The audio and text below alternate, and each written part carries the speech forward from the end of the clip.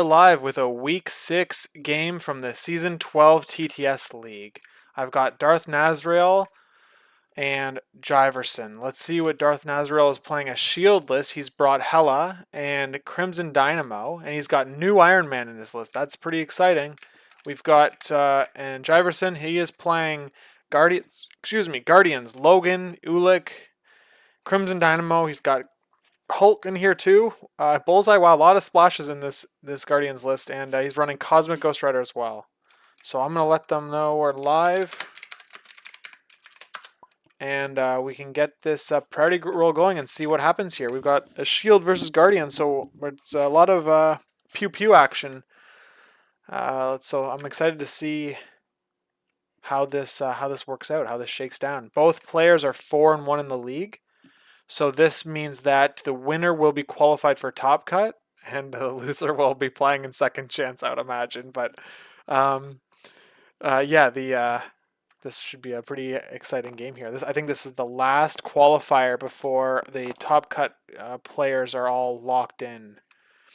So we have Jiverson winning priority with 1 success.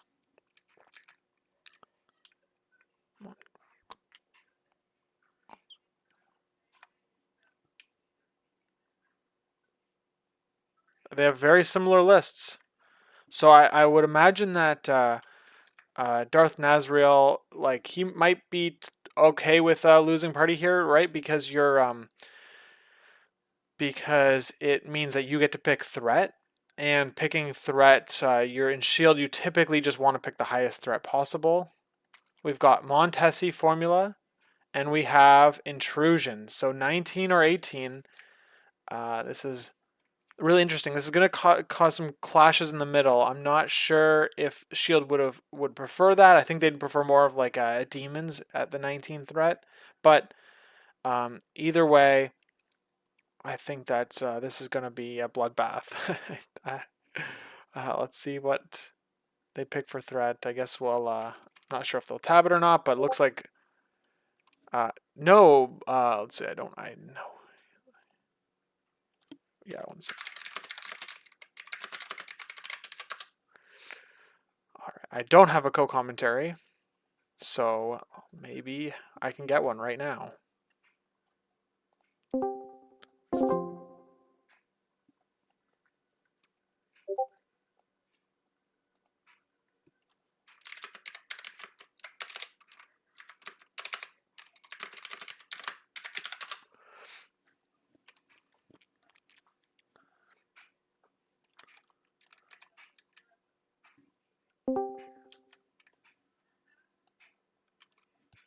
Hey, what's going on? Good afternoon. All right, so Blair is going to join me on co-commentary. I like. Thank you for reaching out. Oh, thanks for having me. All right, so we have a Guardians versus Shield list here. We're picking 19 threat. I predicted the Shield player would go higher. That makes sense. Think we're gonna see. We've got intrusions and Montesi. Do you think? Oh, hold on. Let me get you the room, and that would probably help you here. I think hopefully they've got enough room for 4 players in here. If not, you'll have to commentate over my stream. But I think I saw there was room. Yeah. But so we're playing on intrusions. Do you think we're going to see a Cosmic Ghost Rider on intrusions? He can't. He typically can't hit the portals, but he is good at attrition, from what we've seen. Yeah, can't hit the portals, but doesn't really need to all that much. I mean, if he just sits in the middle, he can mostly reach, and he's got the teleports, so it's definitely one of his more favorite secures, I'd say. Yeah, just because it's low scoring. Yeah, it looks like. Yeah. Yeah, low scoring. We're only going to see 6 VPs max per round.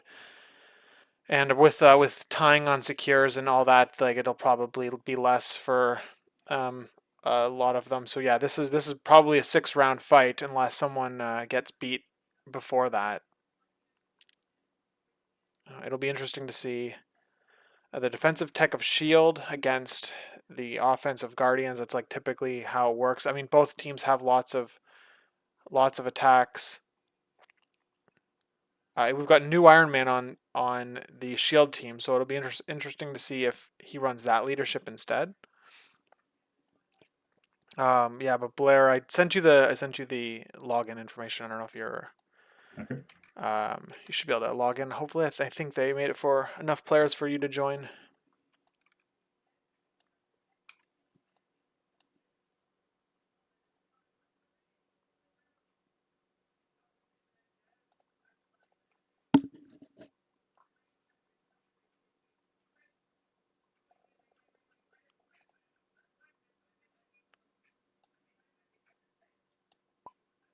All right, perfect.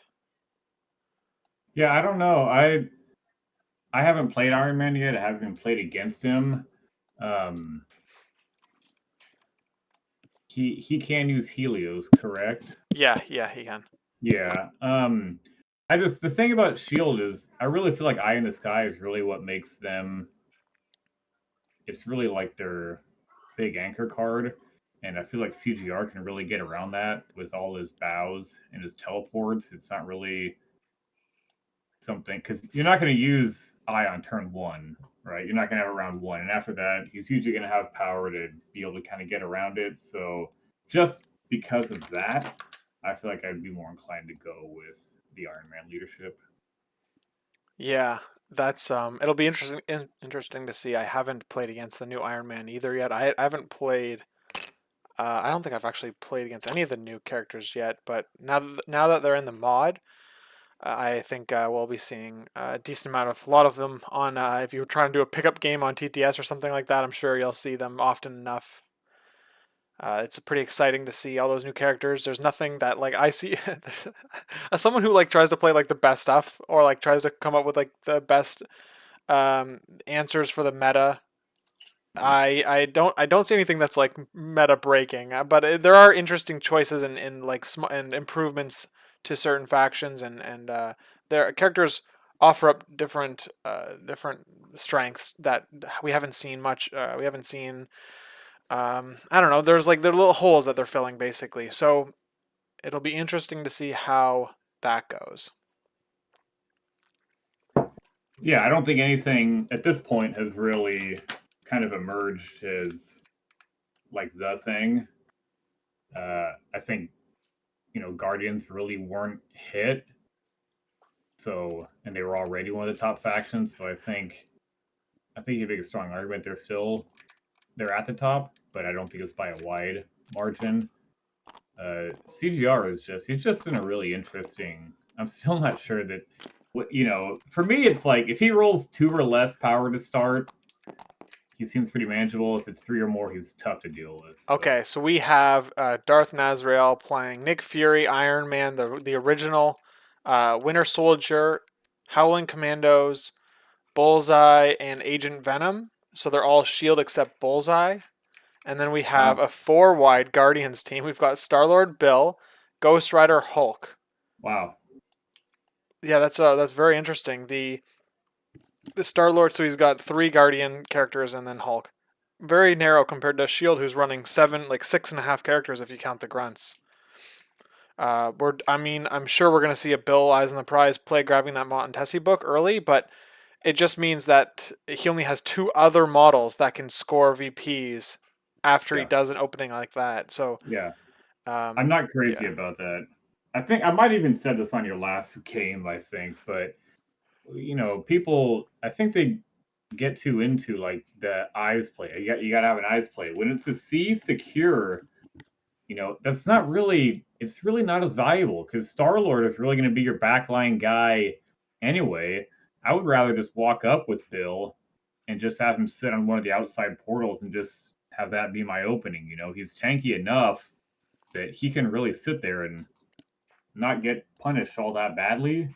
I think I would have gone with that and saved myself the tactics card. Yeah, it is tricky though, right? Because if you do like that, if you do open with Bill there, like you could get the amount of attacks that Shield could put out. Shield would just like they would prioritize dazing Bill. I think that um I would consider not even trying to grab that back book. Maybe you just I don't know. It's very tricky because like the game plan from Jiverson here is very clear. All right, it's going to be like hopefully slap a character around round 1, maybe 2 of them if you got Hulk and Ghost Rider, and then on turn 2 you KO them, and then now you're almost at parity in terms of model count, or you're close enough that you basically just do that every round, and then there you go. Adam says Shield is really happy to have someone walk onto the center point. Yeah, so I think that the Ice Play does save Bill from flipping. I think that's the pressure as the attrition player, the player who's like, I guess like the lower model count attrition player, which is the Guardians team this time. They have to maintain the low score possible and within reach of a comeback.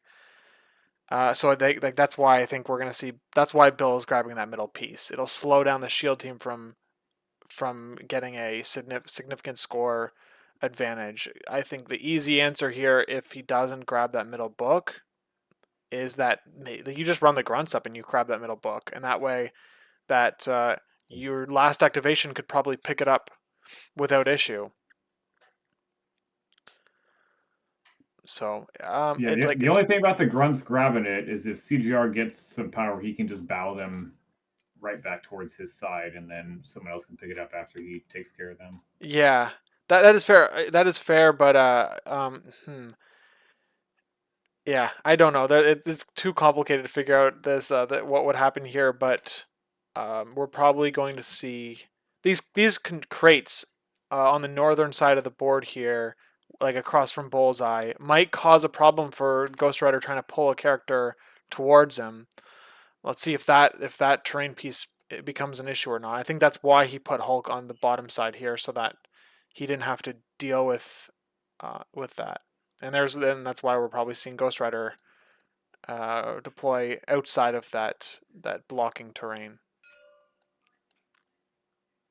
So this is like the kind of like the standard shield that Vince really made famous. A lot of people were talking about whether this was still going to be like the list with Bucky getting changed.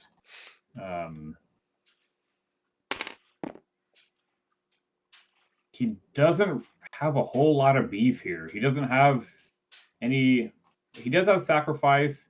Iron Man's kind of tanky for a 3 threat, but the rest of them are pretty squishy. It's interesting that he didn't bring Helios. He has Stark Yeah, Armory, but like not having Helios is yeah, might be a challenge, right? You could have potentially Helios Hulk right off the table, just like that. yeah. And Or, yeah, or CGR. yeah, exactly. Either whatever one is causing you the problem, you had your options available to you. We'll see if Stark Armory is the right call here. I would have liked. I don't know if he had it in his list. I'm sure he had Helios in his list, or there's a good chance he did. But the fact that the characters are all going to be spread out on portals means that you're not going to get the maximum benefit from Stark Armory in all likelihood. But on Helios, the range of who's paying doesn't matter. So I think that if he was like hemming and hawing between the two pieces, I think I personally would have went with Helios here, but let's see. I've never seen Stark Armory being played before, so it'll be Well, the thing about interesting. Armory is it's really good on intrusions because you can hop over to him, get the benefit, do all your attacks, and then just hop right back and score the point that you wanted to score. Yeah, that's fair. But Yeah, that's fair. but the thing is like with CGR and Hulk, it like I mean, they can easily take care of Iron Man in one activation. So it wouldn't surprise you to see them just go after him first to get that off the board. But I mean, I guess if you do that, you're kind of playing into Shield's hands because then you got to deal with all the got your back. So I don't know. It's interesting that he picked Agent Venom. Darthnazrael picked his name's Josh, by the way. So Josh picked Agent Venom here with that low energy defense. I guess he's really good with the beam on intrusions because most likely you're going to hit multiple characters. But with Jiverson only going 4 wide, it means that the beam isn't going to be as effective. It's not going to be hitting multiple characters in all likelihood. So it's yeah, that weak energy defense like scares me a little bit. I wonder what his other options were. He had Hela as another option. That might have been interesting because we've got lots of models on the shield side here, and she has a little bit more health with the defensive with the 444. She can like like come back to life on her injured side. Agent Adam says Agent Venom is so dead here. Yeah, I think so. I think he'll be the first to die. So let's see. Cosmic Ghost Rider only rolls 2. He's got 3 power. Like you said that 3 power isn't might not be enough to do everything you'd want to do on round 1.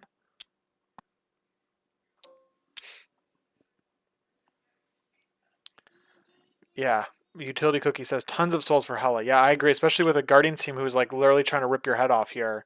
You're gonna have tons of souls. So I think I would have liked to see Hela instead of Agent Venom, but is Agent Venom yeah, I guess Agent Venom's affiliated, right? I think so. That's like the one benefit he had to have here. All right, Frederick, welcome to the chat. Yeah, I it sounds like sounds like we're on the same page. Hella, yeah. So it would have been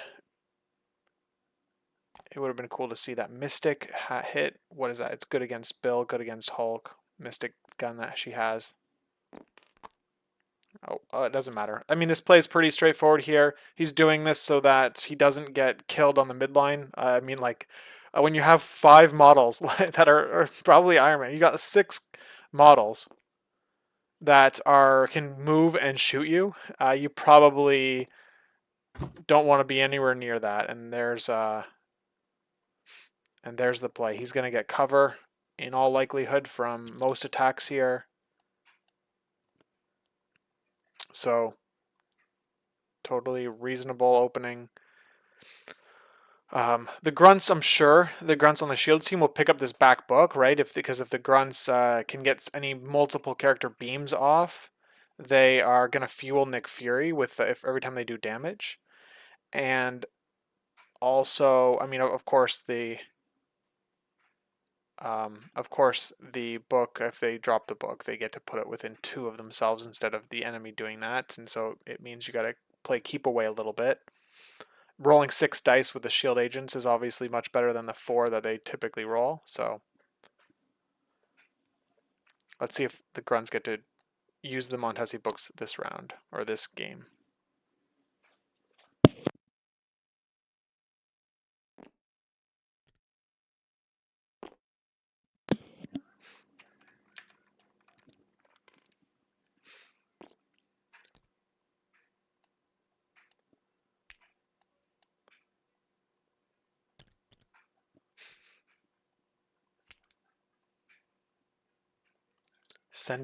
He's sending Bullseye up. Bullseye and Bill cannot see each other because they're both size 2 characters and there's a size 3 piece of terrain in the way.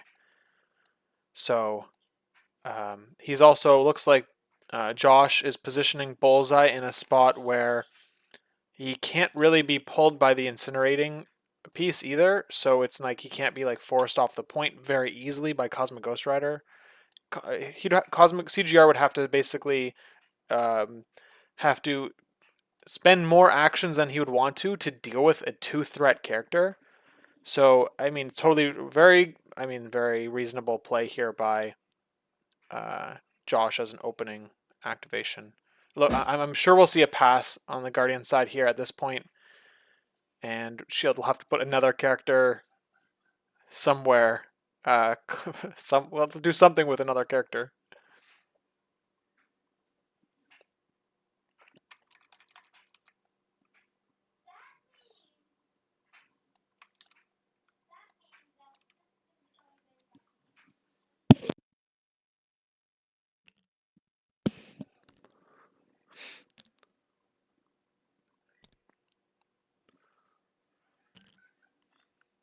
What do you think Josh should do here, Blair? Well, this is the problem with not having a tanky boy like a Luke Cage. Guys like that make really good leadoff characters because they're tough. They can take those shots. Not having that, it kind of puts you in kind of a funky position now. He's moving the agent up. I mean, he might just walk him up there to try to bait out an attack. I don't know. Okay, he's just gonna grab the book.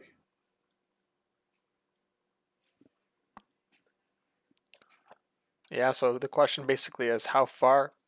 He might just fuck him off into the corner and just have him just go sit in the corner all game, or sit very far back and just Yeah. if they score the 1 point, eh, people have had this debate for a long time. Like, is it worth it to grunt to just score the 1 point all game? It really kind of depends, but you can just kind of have them sit there, and if they need the firepower, okay, walk them up and have them do one attack. But so what do you do with Fury here now? Yeah, Probably you don't put him anywhere near the middle though, that's for no, sure. definitely not. You don't want to lose your leadership right off the rip.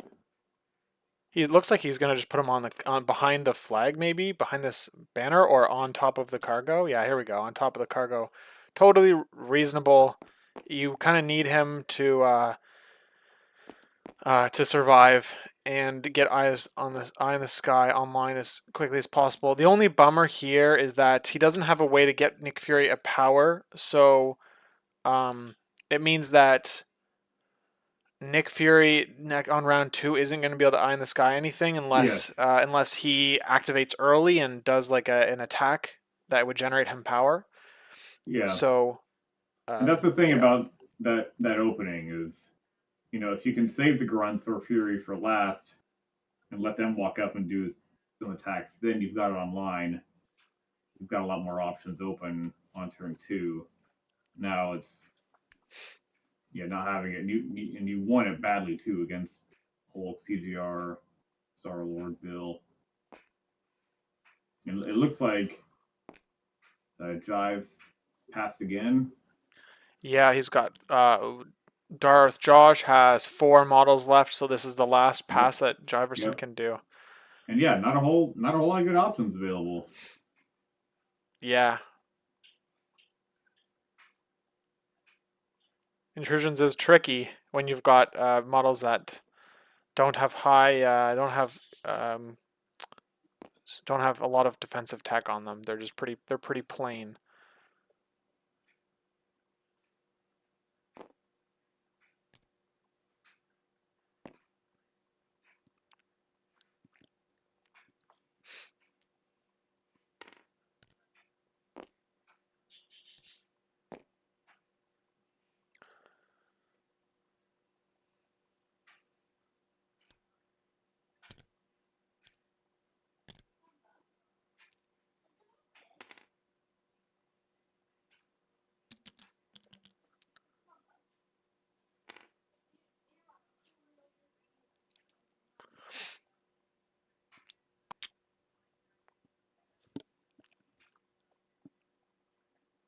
I'm not sure what the thinking is on the range 2 place here. Maybe sacrifice. That's all I can really imagine. Or I guess, yeah, because he doesn't have the power for siblings in arms, so yeah, not really sure. Yeah, I mean No. maybe he's like thinking maybe like you can move the Howling Commandos up and shoot something, and then you could like place Agent Venom within 2 of the commandos. But so I don't know. There's we'll either see the payoff, or we won't, I guess. And so I It guess probably we'll. is the sacrifice, and he probably does want him to get shot because I bet he would sack it onto the commandos and let them hop off of him so they can get 2 attacks off. That'd be a bit of a crafty play, but I don't think CGR is going that far. So yeah, Starlord's probably just gonna grab this and just chill on that back line. So now you got to do one more activation here with these three models. I don't really know who you go with here. And you really don't want to walk Iron Man.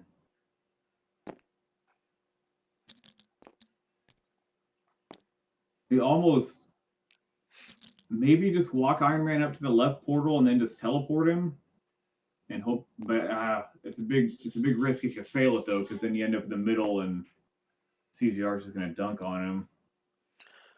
Yeah. So the interesting thing here now with Jiverson is that because he has 2 characters holding books, he's got 3 characters that essentially can't teleport. Right, the 2 characters that Star Lord and Bill, if they teleport, they will drop the VPs. Now, obviously, Mm-hmm. like there's you can live with that in some situations, but we've got Cookie predicting that the score will be 2-2 at the end of the round here. So that's interesting. I think that the last activation. So he's basically thinking the whoever activates with shield last will double walk onto a point. So the only thing is that it doesn't even really matter if if Josh is down 2-1, right? Like if you're down 2-1, then so what? You're about to lose a character, and it'll be 2-2 anyway. So I wouldn't try too hard. If I was Josh, I wouldn't try too hard to score, um, to like tie the game here. If you've got an opportunity to kind of protect your models and only be down 1 VP, I think that's like exactly where you want to be. Like getting shots off on Hulk or Cosmic Ghost Rider with your last activation and score and then it being 2-1 like might be, it's essentially the same thing as scoring 2-2. I don't think you're going to be using the aggressive leadership as much. Hey Toast, welcome to the stream. Congrats on making Top Cut.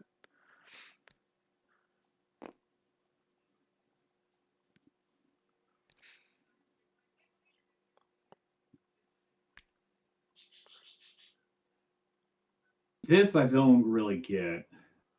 I would have thought he would have saved Bucky for last.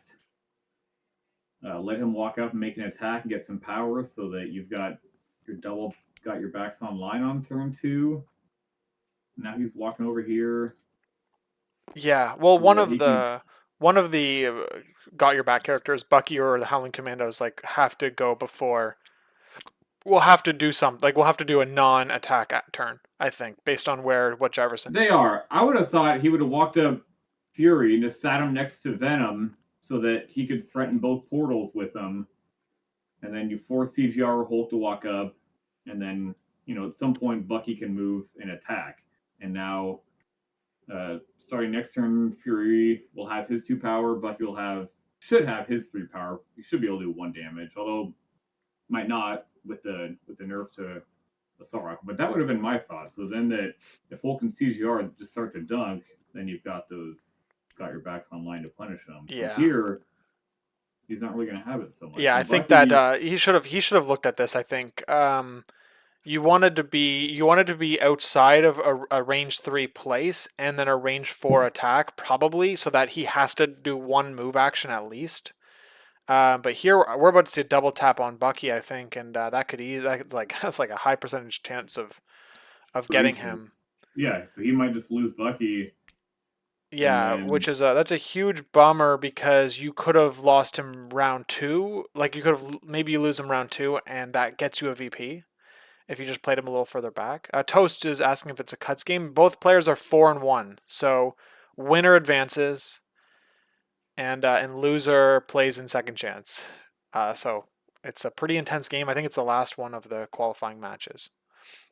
Here we go. Range 3 place on Ghost Rider and Bucky. Rip. Let's see if Bucky can roll well.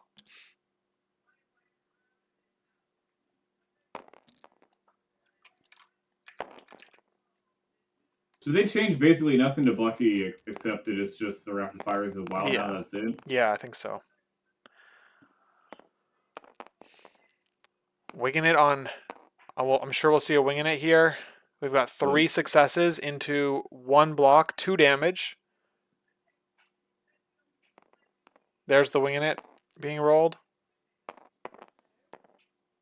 Ooh. Oh, so no conversion. Takes 2 on Bucky.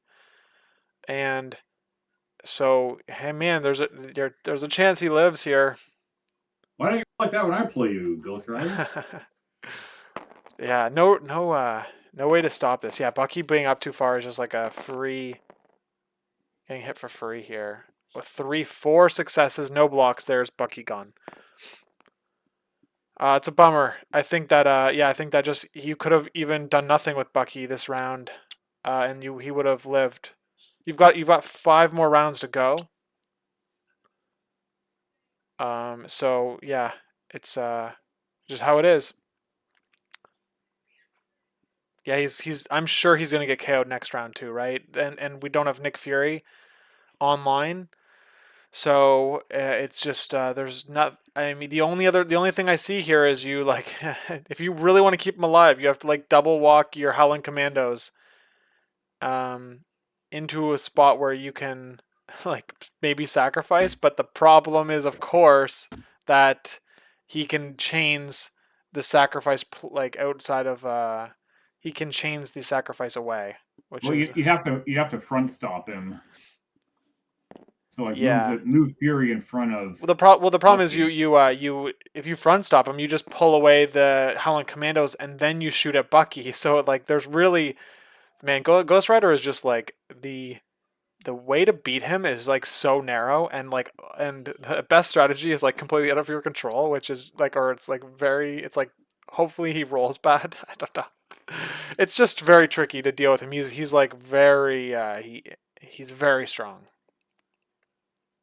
So we've got a shot into Cosmic Ghost Rider, it looks like. I mean, I guess you're basically kind of setting up a got your back into him.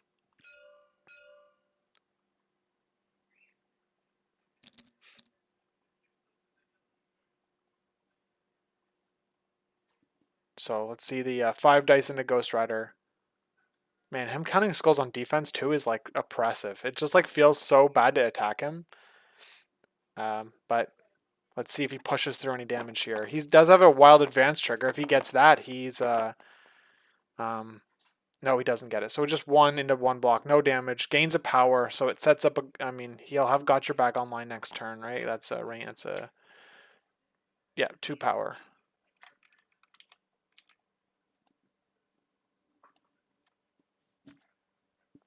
Okay, I mean, I think we see a Hulk. He can't do anything other than. I mean, he could double walk, teleport, throw, bullseye off the point. That's like the only thing he can really do that I see, other than he could just stand on an intrusion portal.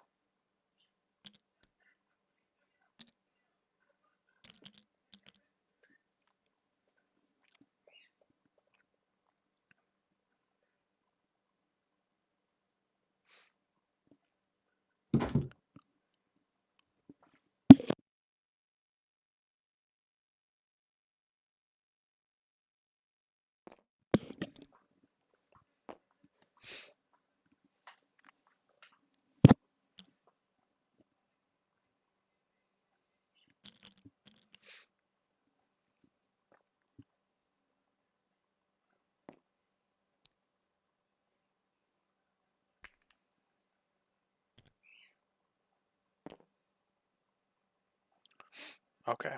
I think we're going to see Hulk hit the portal here. And if he gets where Bullseye is, he can toss him off. And if he gets to the middle, or let's see if he rolls on it. But if he goes to the middle, it's because he gets placed by Josh, I would imagine. Like, he wouldn't want to be on the middle. Is he rolling? He is.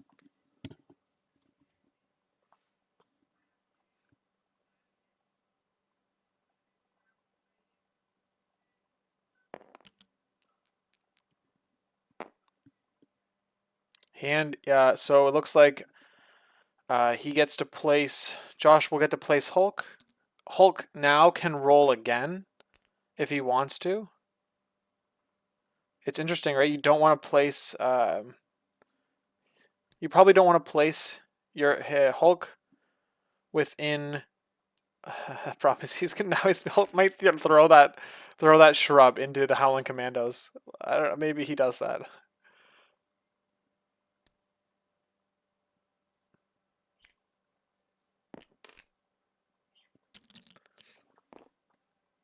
Yeah. He's already moved twice, so he really just has a throw or a portal. He's going to spend another power, and he's going to hit the portal again. So he basically wants to block Bullseye from scoring the point, is what it seems like. And he gets to do it. So let's see what he wanted to do initially. Yeah, this is going on to bullseye. Makes sense.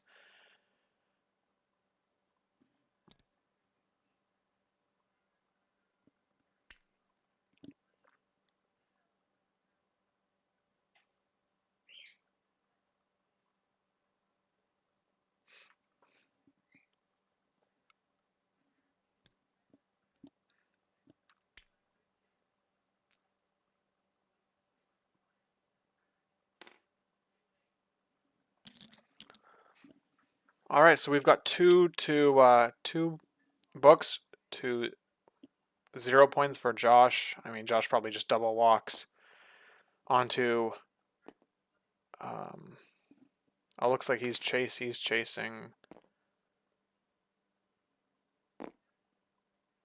He's setting up sacrifice, or trying to, I think.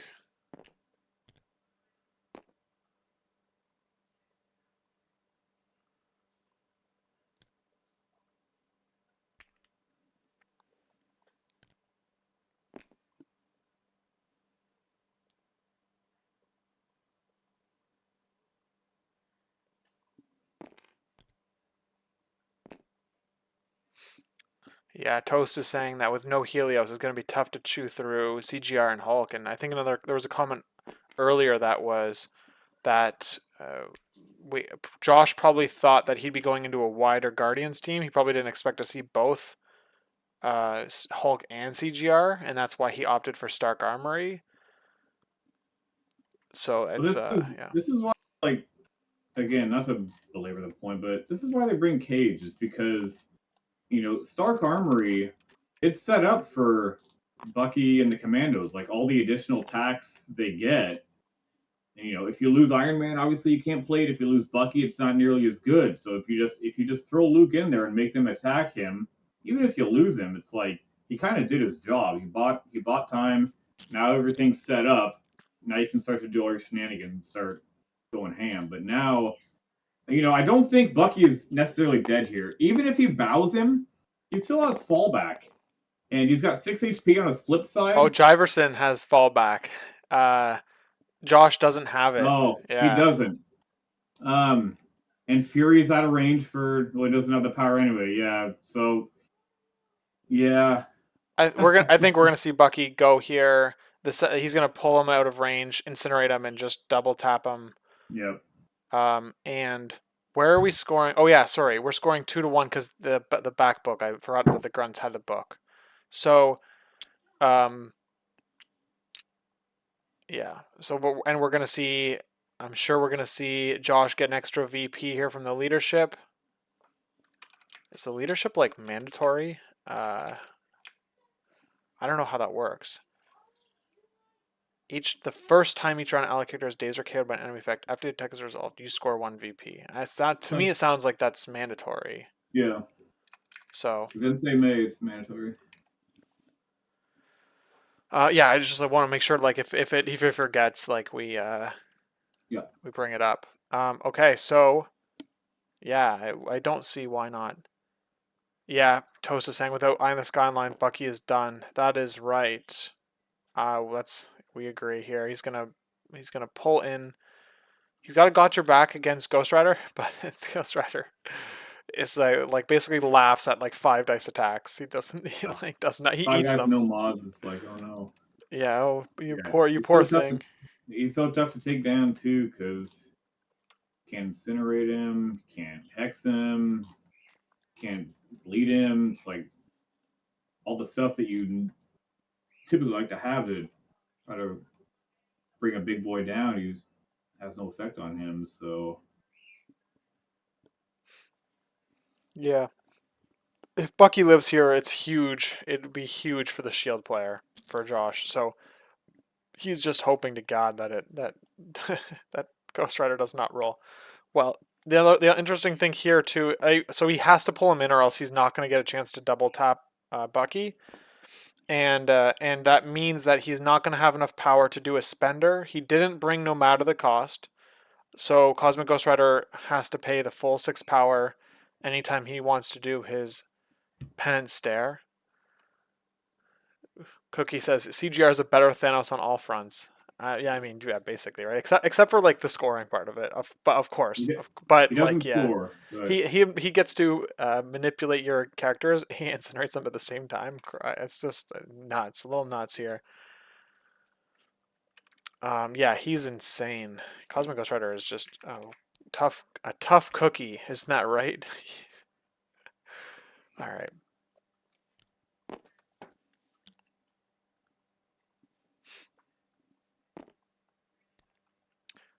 Who won yesterday? I wasn't able to finish watching. Well, if you watched the first 5 minutes, you probably would have figured it out pretty quick. Vince Chan, my teammate Drew, he picked Kingpin's Secures when he won priority. So, do I have to say anything else? Yeah, it did not work out for him. So, CGR, the stalest cookie you've ever seen. Oh man, yeah, he's wild. I'm just imagining the developers, right? The people who are the developers at AMG are just like um they came up with this crazy idea for how good CGR is, and then they toned him down, and then he was released. So this is like the toned down version of Cosmic Ghost Rider. Imagine if his attack was like a builder. Oh jeez. Oh man. I like Rain. I'm happy he won. Yeah, um Rain's nice guy. He's a really good Criminal Syndicate player too. He made semifinals last TTS season, and his team is advancing to the finals in that trios event.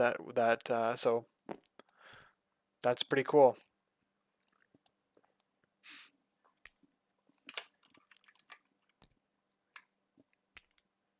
sure what he's thinking about here. It seems pretty straightforward to me, but he's really taking his time with I it. mean, my only thought here. Okay, so he's gonna pay 2 power for this, and then he's gonna pay 3 for the pull, or sorry, 2 more for the pull. He's gonna be at very little power. Um, it's very interesting that he's doing This this. is risky because He's, if he bows him in with the nature of the leadership, if he doesn't get him in the first shot, oh Bucky man, could walk yeah. to within Oh no, he can't. range He two. can't because it's on the low side. They're on the losing side. Saflo Oh, says he he's liked all still the. down one. Oh, Yeah, he's down one, so he's you're gonna right. get a VP. So he won't be able to get aggressive on this. Um, but yeah, so I think that the sacrifice play is probably off the table here. He just straight up needs to roll. He needs to block 5. He can only let 5 damage go through on Bucky here. But yeah, the Saflo was saying he liked all the Lorcana riffs last stream. Yeah, that was the plan going in. Curtis and I knew we were gonna rip on Vince, regardless of how he performed, and of course when Vince has been playing Lorcana a lot, more than MCP. It's an easy. He's an easy target. So yeah, it was all in good fun. Vince was in on it basically. So yeah, it was fun.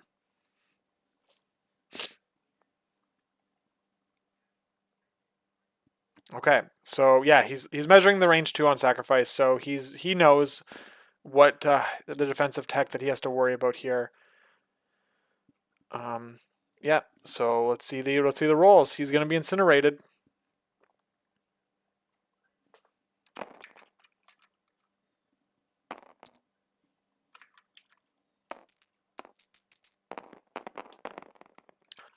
We have more dice rolling. We've got Bucky rolling 3 dice. He rolled nothing, I don't even think it's even gonna matter because he got 8 successes. okay. I'm Rolled, not even gonna type then. Yeah, that's okay. even if he well, I guess if he got 2 crits and exploded them into 2 successes. Right, but he's dead now, so it wouldn't have changed anything. We don't have any way to stop this. The range 2 place on the Howling was to avoid Godgerback from the Howling Commandos. Yeah, but Okay. do you even care? Again, it's 4 Yeah, no, dice yeah, of counting course. failures with 2 rerolls. Like, is your 5 dice gainer really gonna do? Yeah, could you imagine? Like, I mean, yeah, it's even bad too because it's like Could you imagine if that Gotcher back hits him for like multiple damage and then it allows him to teleport in and spender someone? Like, uh, yeah, rip Bucky. We hardly got your back. Yeah, we that's for sure. No one had Bucky's back. I mean, if he had stayed there, now he could have bowed in the commandos and then builder them with a wing in it. Might even one shot them. But not all that consequential. It's probably just gonna go for bullseye and drop him here. Yeah, I mean the answer here is responding with bullseye and hitting the portal, right? You shoot into someone, um, and then you teleport away. Well, he can't teleport. He can't interact. No, sorry, I'm talking about if bullseye's gonna activate now. I would imagine because he's the least safe. Oh well. Yeah. We'll see. We'll see if Jarrett still gets one more attack. So I think he's just gonna shoot bullseye. Oh, he has one more attack. Oh yeah, right. He one shot. Oh yeah. Yeah. My bad. Yeah, that's right. He did one shot Bucky. So yeah, I forgot that happened. Wow, what a good character. All right.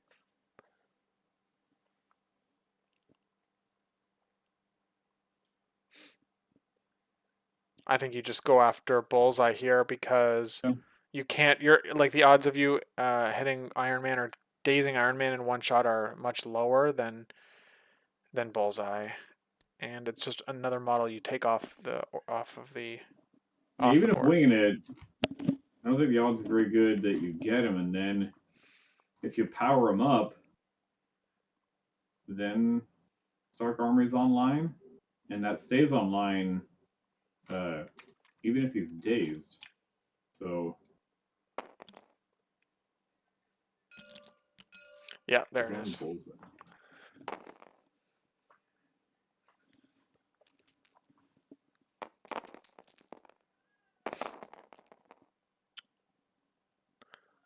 All right, so we're looking at a dead bullseye if he converts one more. And no, he doesn't. So is he gonna wing it? Probably just winging it here for the. Probably. I don't see why not. Why would you leave him on one? Yeah. There it is. All right, let's see if he converts one more. Man, it's so freaking hard. There it is. Yeah, so bullseye is dazed. Yeesh. Oh man. He does.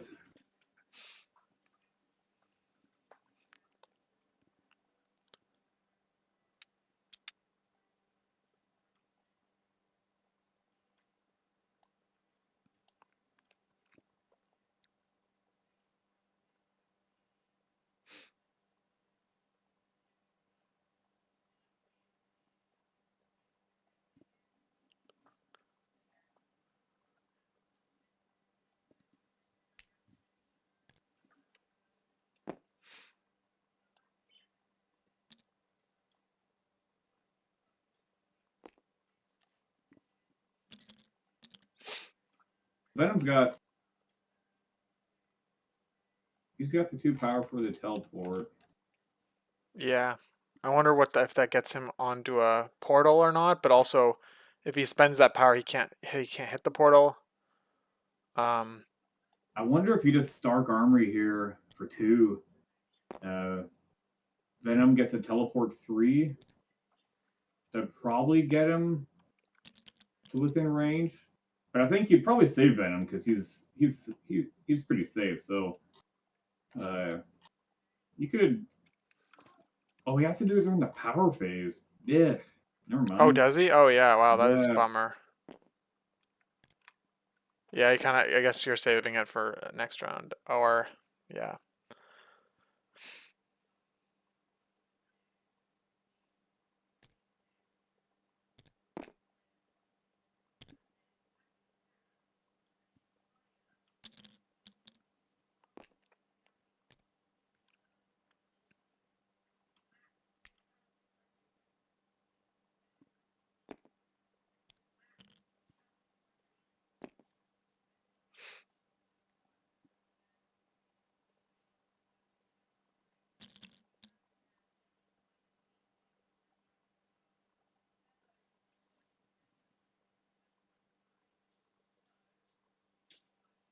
tough decisions. You can't. Josh has to put a character in the danger zone basically, and yeah, not a whole lot of good options.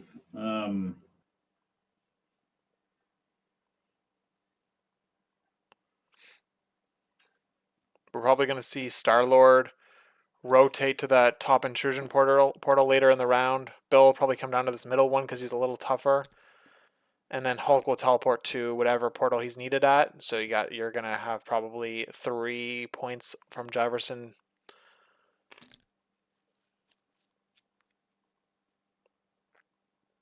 All right. It's keeping within range 2 for sacrifice, and also if anyone gets in range of the attack on the Howling Commandos, he can. Oh, actually, he already has 2 power, so Howling Commandos can just bunny hop off of Iron Man and get on the point and get 2 attacks. So let's see what Iron Man can do. He's probably gonna. I'd imagine he's gonna pump up his dice with Friday AI and then do a 6 dice attack. So let's see who he targets.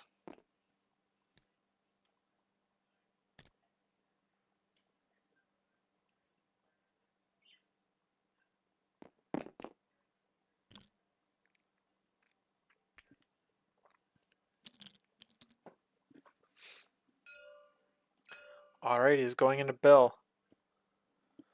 It's gonna be tough, right? Because Bill has got cover and damage reduction available. He's got cover, damage reduction. He can't push him. Yeah, because the aggressive will counter that. Well, I don't think. Oh yeah, he can't push him because of Star-Lord. Yeah, you're right. But he's got aggressive anyway, so he's just going to aggressive off this, and that will probably get him onto the point. Well, Bill takes 0 damage, so that the whole problem of aggression is completely it's not there. So there you go. That's one way to not have him be aggressive. I mean, that's also like your entire activation with Iron Man. It's like that was sad. Accomplish. Yeah, pretty sad. Yeah, I think that it was tough, but going into Ghost Rider Hero is probably the better of the two. It's tricky. I mean, the good thing right now is that Bill doesn't have enough power to displace anyone. He only has 2 power, so we're going to see. Let's see if what happens now. We've got 3 to 3, so it means Jiverson does have to activate someone.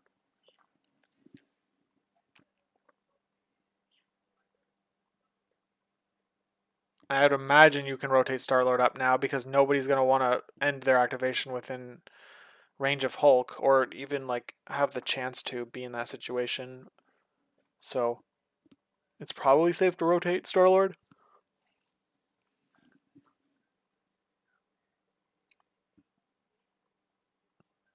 Well, hold on. He could pass again because the grunts. But you would give up priority. It would mean that Shield gets to have priority next round if you did that. So I guess the question is like, can he do anything crazy with priority? And I wouldn't think so. I mean, maybe you are fine to give up priority for round 3.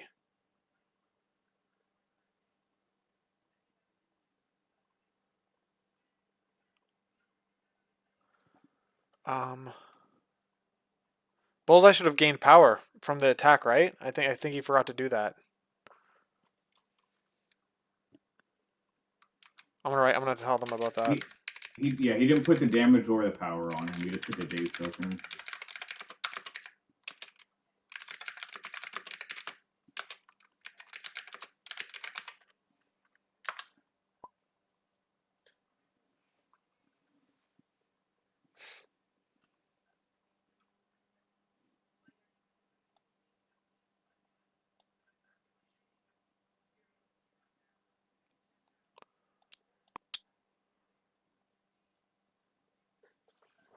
I will. I'll be right back.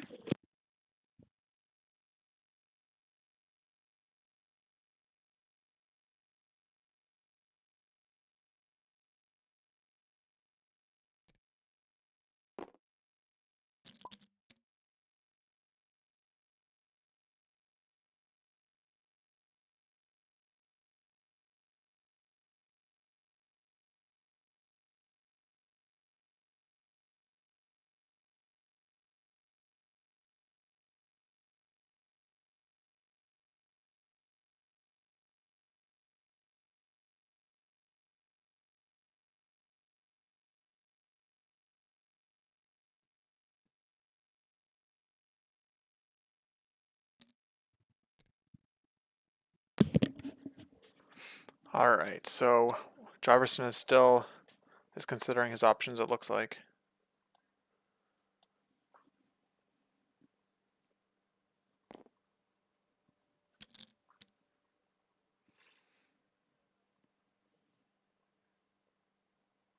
Okay, Hulk's hitting the portal.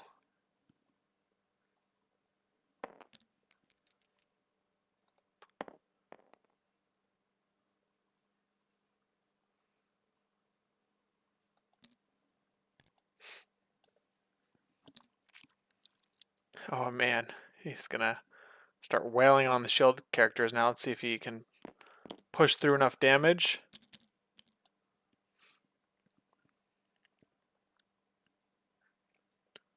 To like daze a character or something like that.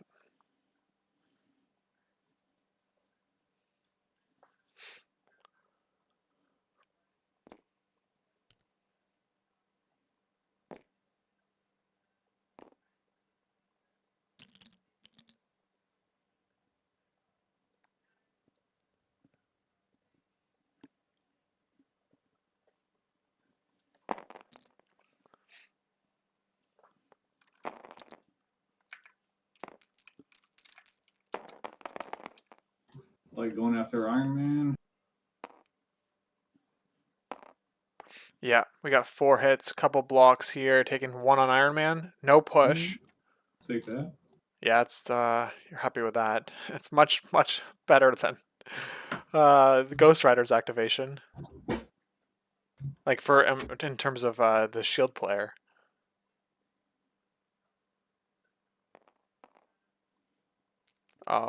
We have a wing in it. It's interesting. So I think he was really fishing for that wild there. He didn't get it. We got 1 on Iron Man. So probably just do it again, I think.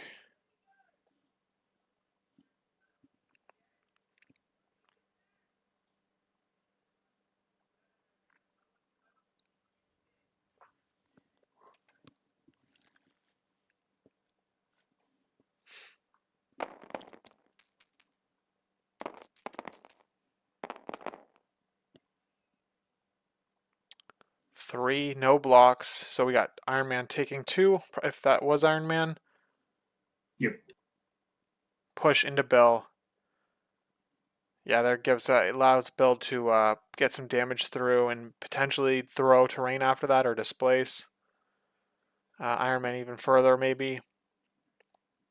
Yeah, Bill or Star-Lord can now they can. Yeah, you might as well maybe just go with Star-Lord, maybe hope for a damage through for a hit and run or something. But let's see what a Hulk. I mean, now since you went with Hulk earlier, then you you could have saved him for later. Maybe you just like teleport him away. I think I'd just throw the commandos south and then just teleport again. Yeah, that's totally fair. Just make them so they have to take more move actions.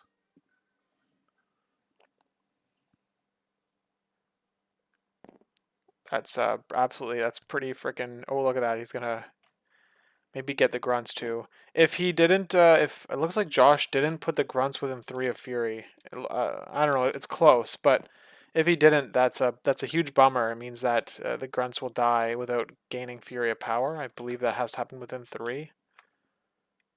Yeah, I'm pretty sure. I'm like almost positive. Oh, I could. Am I? I don't know. I don't know the rule enough. I would have to check. Oh, he did. He's measuring it, and he is out. Ooh, damn. So I don't think he gets power. I guess we'll find out how they play this, because I don't remember the rule exactly. The way it's worded is a little funky. It just says like, whenever it may reroll 1 dice. Yeah, Okay, and this. I think you have to be within 3 to get the power based on how it reads. Yeah. Games whenever the allied character deals damage, suffers damage from an enemy effect. Yeah, but it's like the first part of it, right? So when it's like when they're within 3 of this character, you get both of these benefits. You get the reroll and the power. So yeah, this seems totally reasonable. It just slows down Josh from being able to like deal with the situation. Let's see if the grunts survive. They need a crit here. Nope. So they go down.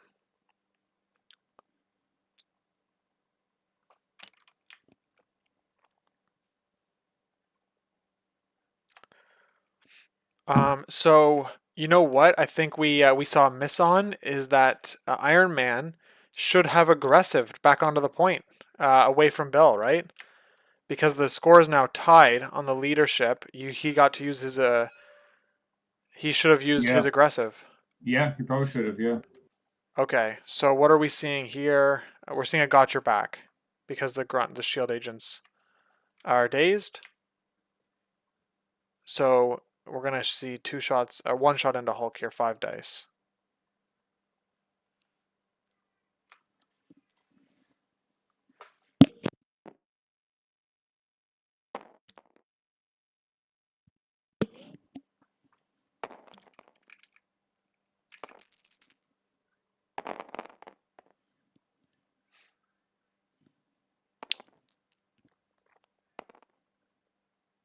All right, 3 damage into Hulk. Let's see if he pays all of his power to re-roll. I would imagine he doesn't because he would then. I mean, he could. He'll. But if you don't take any damage, you're stuck there. So is he going to take 3 damage? He is. We have a wild trigger on the Howling Commandos, so they get to move Good. forward if they want, but then they That's don't get to huge. pick up the book.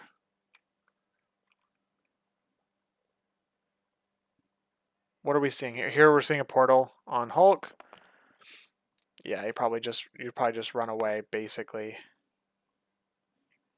Back to the top.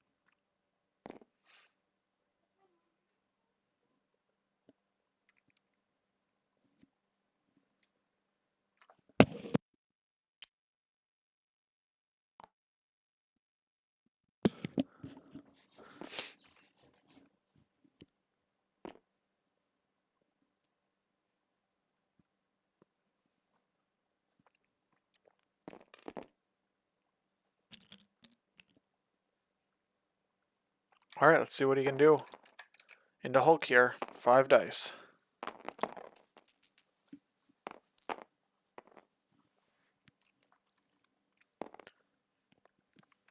Hulk blanks out again, so 2 more damage. He's going to spend 4 for a full reroll.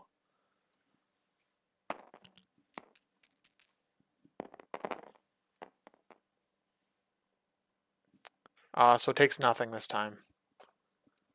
Ouch, that's man, tough. It's a tough spot for Josh here. He's gotta come back in this attrition race.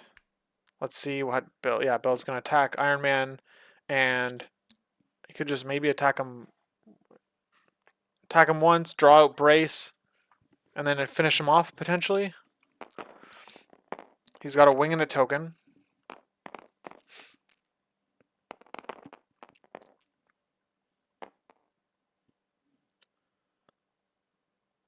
All right, we've got 1 damage going through. So that will be, and I'll put Iron Man on 1 health. He's gonna wing in it to try to convert to get another. It's still only 1 damage. That's tricky. Like when you have 1 hit over Tony, a second hit doesn't matter. So you really needed both to matter, which is so I think that winging it was not optimal, but you I mean you can still attack him again here and you very likely, I mean, you have a good chance of dazing him.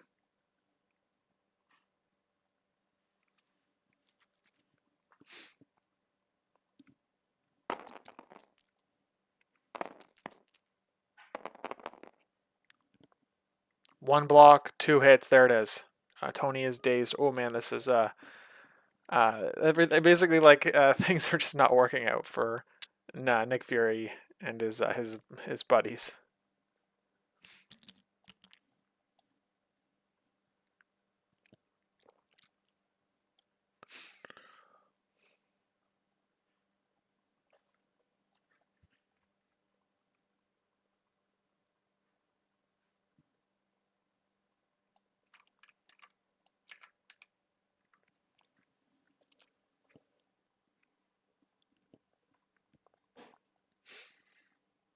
Hopefully Nick Fury is within range, one movement away from the portal.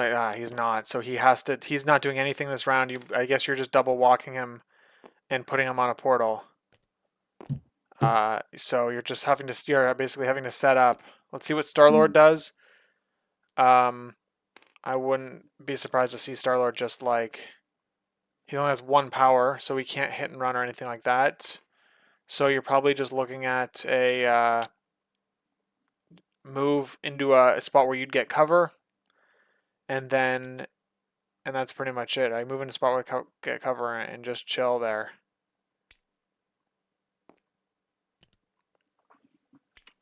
The shield characters all like to be kind of huddled together, but we've got a situation here where they have basically been forced to separate. The intrusion portals is it's like it forces character splits a lot of the time, and we're seeing that here.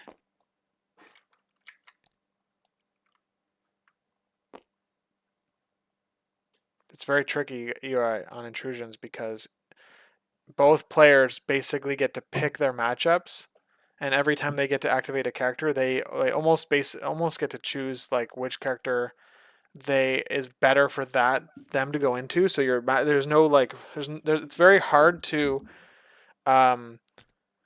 escape. If you've got a character that's weak to Mystic or weak to Energy or something like that, it's very hard to escape the other team exploiting those low defenses in a particular type. Mm-hmm. Yeah, you basically just get to have your pick of whoever you want to go after for play on intrusions. That's a bummer, that Bucky play, right? That Bucky not dying there would have made things a little more interesting here, but basically the Guardians are just like, so far everything they've wanted to do is worked out. So Yep. so Star-Lord is measured to see if he could be on the terrain and within 4 of the commandos, in which case he couldn't. So he's just opting to be right beside him. I think that the thinking here is that Star-Lord is a little vulnerable, but I guess like the thinking is like, I'll just kill. Jiverson's probably thinking, I'll just kill whoever could affect Star-Lord, and then that'll be the end of that.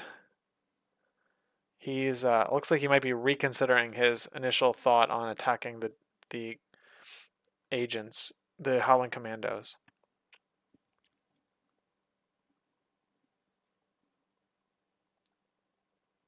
Yeah, there he goes. He's just repositioning. Let's see what Agent Venom can do about that. Can do here. I think that he's gonna do that jump, whatever, web swing, whatever it's called, and then he's gonna do 2 attacks into Bill probably. And it looks like, what's it called? Symbiote web swing. Range 4. He's got a range 4 Clintar firepower. No cover for Bill. So let's see if that's what he does here. Probably. So ultimately the score will be 5-4 for Jiverson to Josh, assuming Venom gets on this point here, and and none of Jiverson's characters are dazed. It's tricky. I don't know if maybe he doesn't get range 4 on Bill here. Oh man. I don't think he does. It's close. It's very close, but I don't think he does. Unless he goes directly at him, maybe, but I think he's out. You try it. I guess you try it. You have to do a move action anyway, is what I'm seeing. So it's like you might as well see if this gets you there. Yeah, you're not gonna make range 4. Oh wait. Yeah. There's the no. Hmm.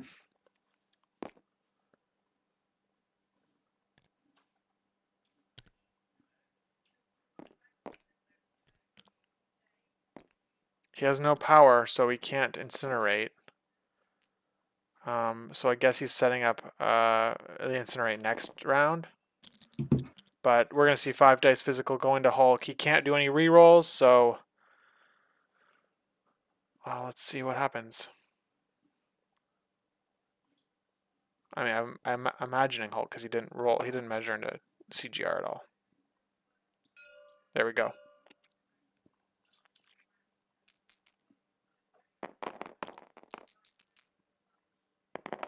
Oh, not great. Wild is a bleed though, so he puts bleed and 1 damage through on Hulk. Damn, he hasn't. Josh hasn't hit a good roll yet, so hopefully it's coming. Really hasn't. All right, so we're scoring 3, so 3-2, 5. So it goes 5-4. We got 2. We got 1 book on Josh's side, and we got Nick Fury on the point, and then we have 2 books and 1 point for Jiverson. So this is fine. I mean, from a scoring perspective, the Shield is totally fine going down 1 VP every round. Yeah, that's really what you want, but what you don't want is to lose all these models. Yeah, you're hoping only 1 character gets dazed every round, so that you get the benefit of the leadership, and the price you pay for that benefit is non-existent. Now we do have Eye in the Sky available now, so let's see if it gets played. The challenge is that the challenge I see is that Cosmic Ghost Rider has such a high range that I don't know. Like you might have to play Eye in the Sky into a sacrifice, and the price to play this, we're rolling for Psychosis here. The price to play Eye in the Sky is also very high because it means Nick Fury is doing absolutely nothing this round if he has to play it. That's also true, yeah. This is 2 rounds in. Fury effectively has done nothing all game. I mean, he's scored 1 BP. That's it. Yeah. So he's scored. The books on the grunts have scored 1 VP in round 1, and then he has scored 1 VP with the leadership. But other than that, he's like, yeah, he's not. He's not doing what he needs to do. So yeah. Oh yeah, so I guess, 3 total. 3 I total guess VPs. 3. Yeah. Yeah, that's okay. But I think in this situation here, where you're dealing with a team that has like heavy attrition into you and is gonna just take out a character, at least a character around at this point, probably, right? He's going to. I'm sure Bullseye is going down very soon, and Iron Man is going down very soon. So the clock is the attrition clock is running. He's running out of time on it with the Shield characters. Let's see if he can survive this. What looks like is going to be a Ghost Rider activation. Spending 5 power for Stark Armory. You might as well spend it. Yeah, might as well. Not gonna spend it on anything else. But I think that just makes Jive's decision all that much more easy. You're just going right at it. Yeah, probably. But I mean, of course, you just had to play it, and maybe you do play Eye in the Sky on Iron Man specifically for that. But like, the problem is like, there's no. I guess you could Eye in the Sky into a sacrifice, right? Because you can go any direction you want. And Iron Man say has 1 power.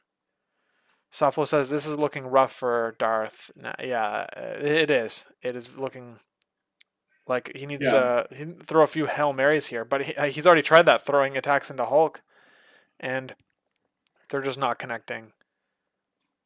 I think it's just you just activate CDR here, declare a Hellfire attack into Iron Man.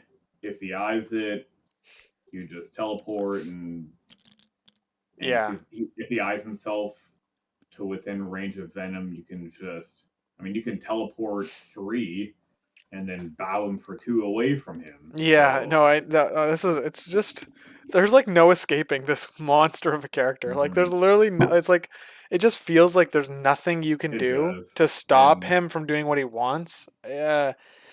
And I think we're gonna see that. We're gonna see it here. And now it's basically like, does he roll well or does he not? And other than that, there's like it feels like there's like very little player control on the other side. I wish like the immunities are like a big problem here, and then oh like yeah, Crew of the Milano just like makes it yep, worse. yep. You stagger him, doesn't matter. Yeah, yeah. At least in Guardians, if you stagger him, it doesn't matter. But like it's but in the other affiliations you can see him in, like oftentimes they've got, I mean, you just play a character that can bodyguard on like for him to prevent that stagger from pushing through, right? You play Luke Cage, you splash in Luke Cage, or he's already in your affiliation, um, I mean, you see him in Inhumans, and you play Black Bolt, who can bodyguard, and of course you can just play Sacrifice, and have that online. So there's like the You just bring Wong and have him clear it. oh yeah, there you go. Yeah, That's so all he does. it's it man, it is very challenging to figure out how to beat Ghost Rider. It's quite the challenge, that's for sure. Oh my gosh, this guy goes anywhere he wants and can hit anything he wants. Is what it feels like. Yeah, it does. Goes under once, hits anything once. He can rearrange the board. Not unlike Thanos used to be able to do. Still kind of can. Yeah, Really, the only thing he does do is score. He doesn't have a throw, but he hits so hard, really doesn't even need it. He's gonna just delete whatever he looks at. So yeah, it's crazy. It's crazy. So this let's would be a see. huge mistake if he activates Bill here. I think. Yeah, the problem, I don't see like this any sort of like alpha turn one or like activation one situation for Josh though. So I think that okay, so he's going with Bill. He is doing a summon the storm into Iron Man, so he gets to, let's see if we see an eye in the sky here. But we probably do now. I think so.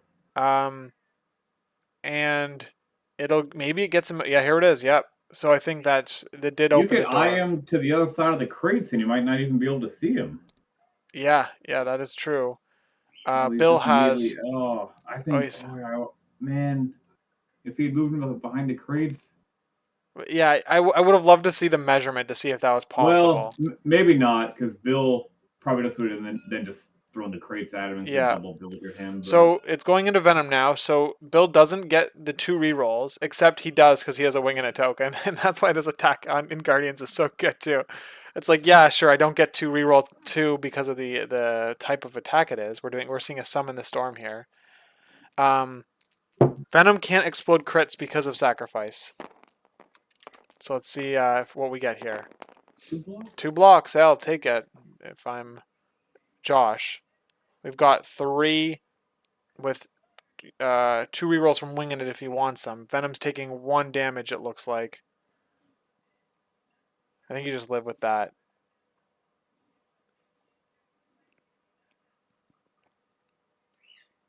You give him a shock.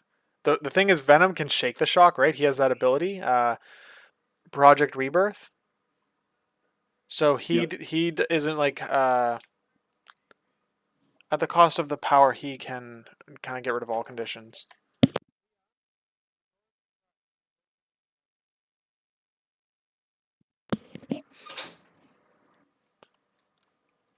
All right, so let's see what.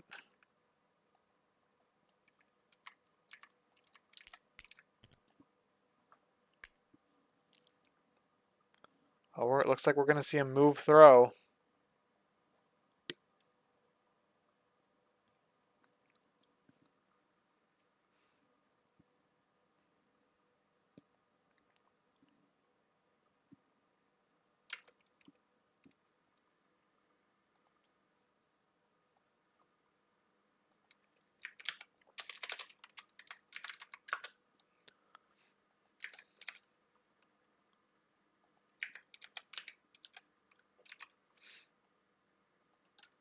So you just get one extra die. Okay, so you get it for every attack you do that round, you get one extra die. Okay. So Iron Man's gonna be rolling 5. If he activates next, he'll be rolling 5 dice. So let's see.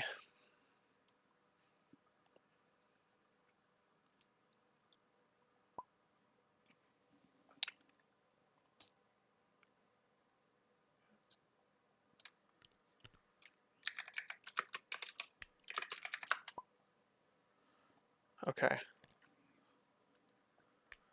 So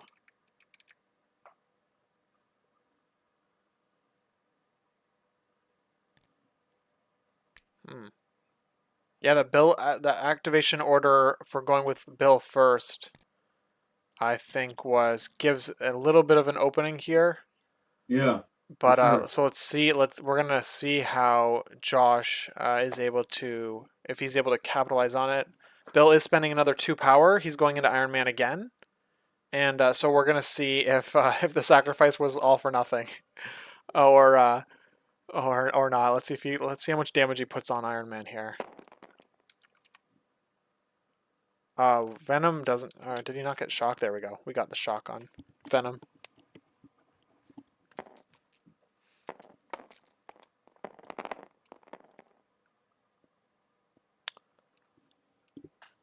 All right. Well, wow. He's gonna live with that block. It's enough. I'm pretty sure. We do have 4 rerolls though, if he wants it, and he's going to reroll 2 for sure. So you don't have to do all You 4 at once. You could do the attack reroll first because Iron Man has flight.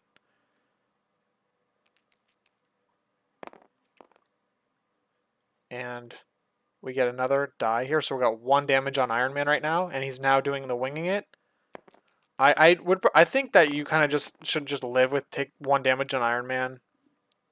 But he does okay. So we get the I think shock out. The shock yeah, I think he is was good. hoping for the shock. But now he's gonna be putting through 3 damage. Okay, yeah, that's Iron Man will be able to boost his dice, so he's gonna go from 3 to 5, and then an extra die because of Stark Armory. He'll go to 6.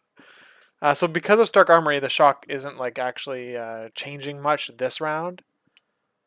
The problem now, though, is with Iron Man is that he is like so close to being dead. So do you battlefield medicine him?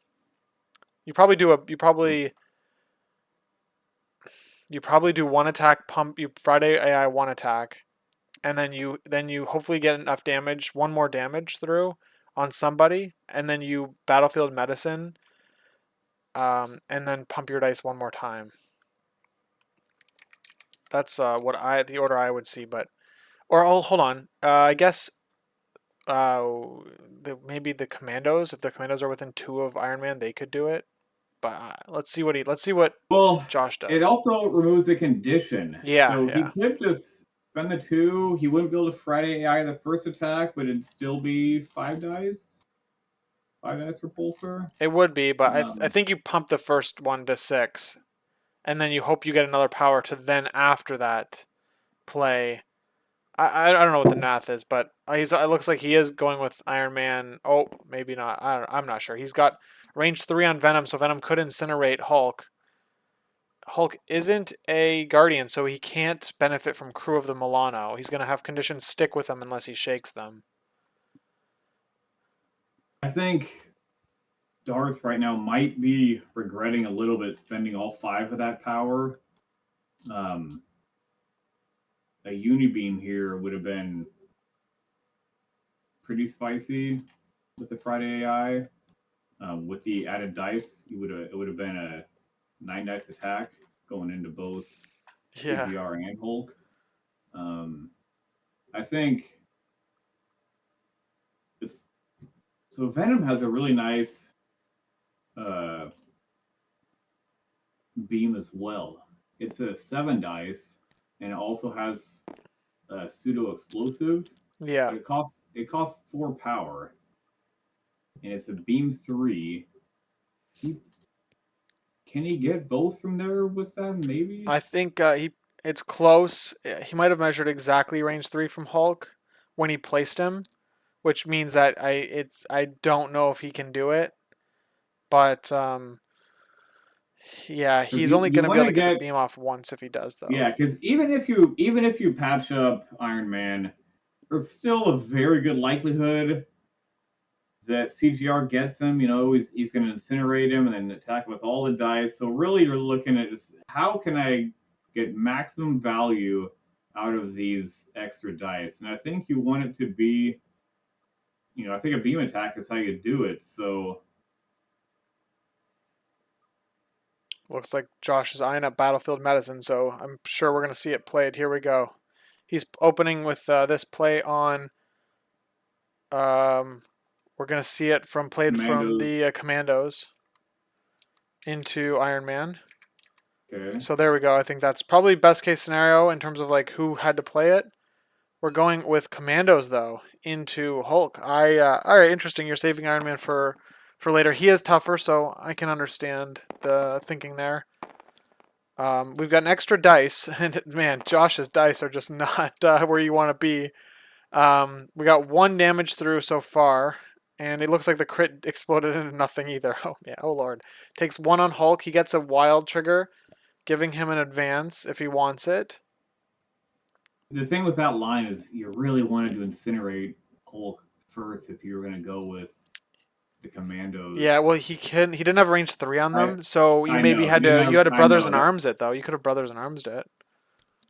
I think. I don't Well, actually the power might no, not have he been only had there. he only had 2 powers, Okay. so that's the problem in taking that line. Yeah. So he gets to pursue. He's probably just going to do it now.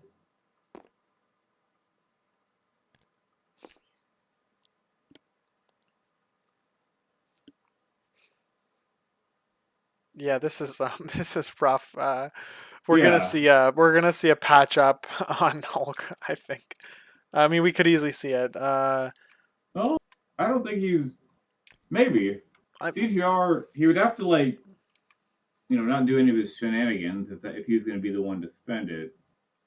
yeah, but I guess if we don't see it now, we will see it eventually, and it will just mean that Josh has to punch through 25 health pool Yep. on Hulk instead of the 20.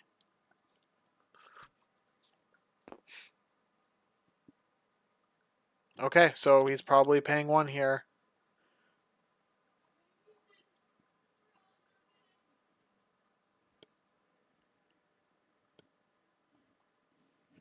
Thinking about spender. I don't think so. I think you want to keep the power for got your back.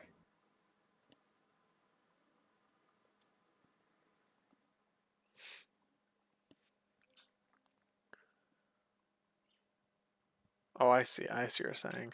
Yeah, maybe we have a 2 power fallback. Okay, so that happened. You should have done that before Yeah, that's. the I don't know. What do we pursuit. say? Like, do we say something now? Like, or is this like? I know pursuit is also before damage is dealt. Never mind. Oh, is it? Is it the Yep. advance before damage? Okay, so perfect. Great. Good thing you read the card because I did it. Now I am. Okay, yeah. So yeah, perfect. So he did the right timing. Perfect. Um, Yeah, and that so shows you how much he doesn't want Hulk to get incinerated. He's gonna spend fallback yeah. already. Well, he's gonna just shoot into Hulk now.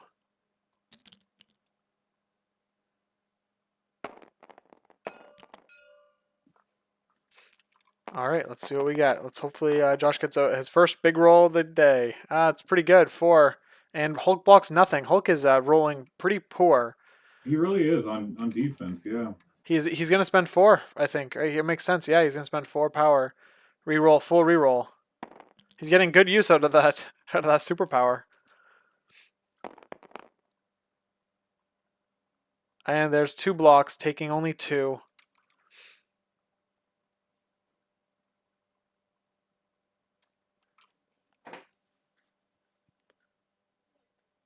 Four for 6, yeah.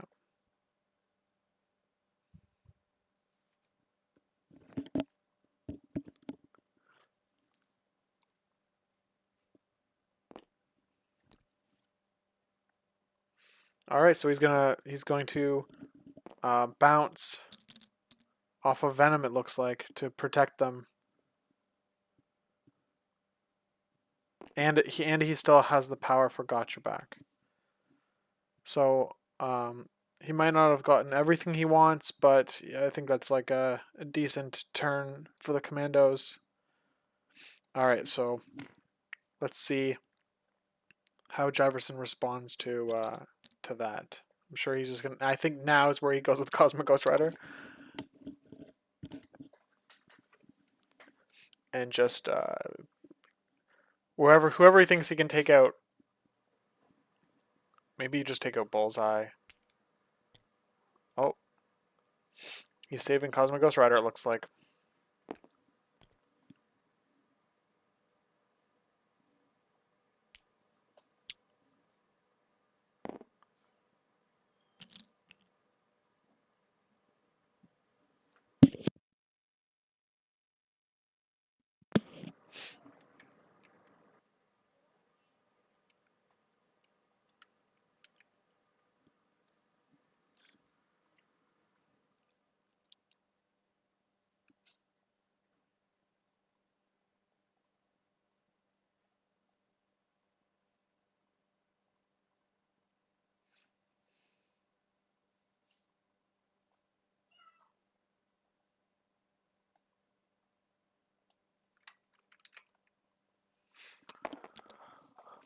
Probably maybe Star-Lord here.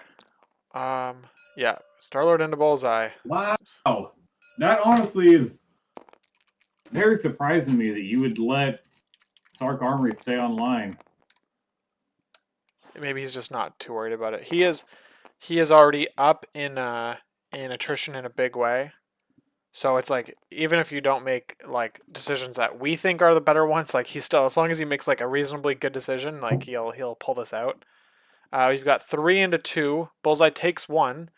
So of course you're going to push a damage throw on Star-Lord here, and I mean, right? You might as well spend the power. There it is. Must well. Reason why not to?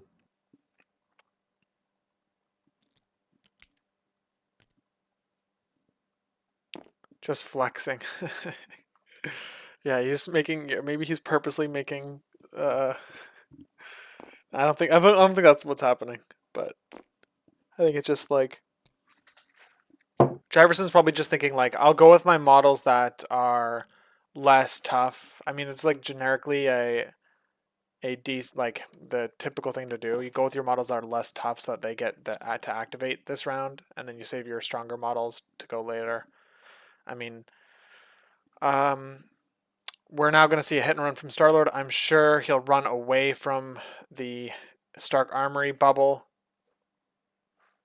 And he's hoping to, he would have loved to get an extra power here to be able to spend her into Bullseye and just like almost guarantee you get the damage off. But he didn't.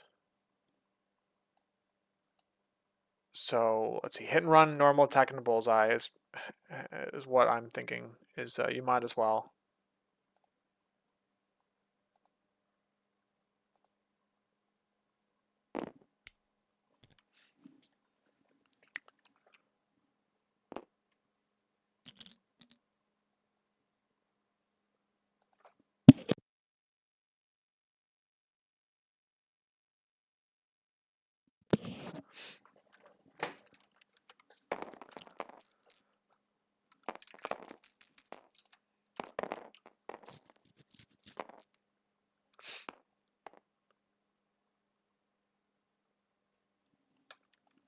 Okay, so Star-Lord whiffs completely. He looks like he opted to do the spender, and he missed everything, so he's going to do Plucky Attitude, reroll all of his dice.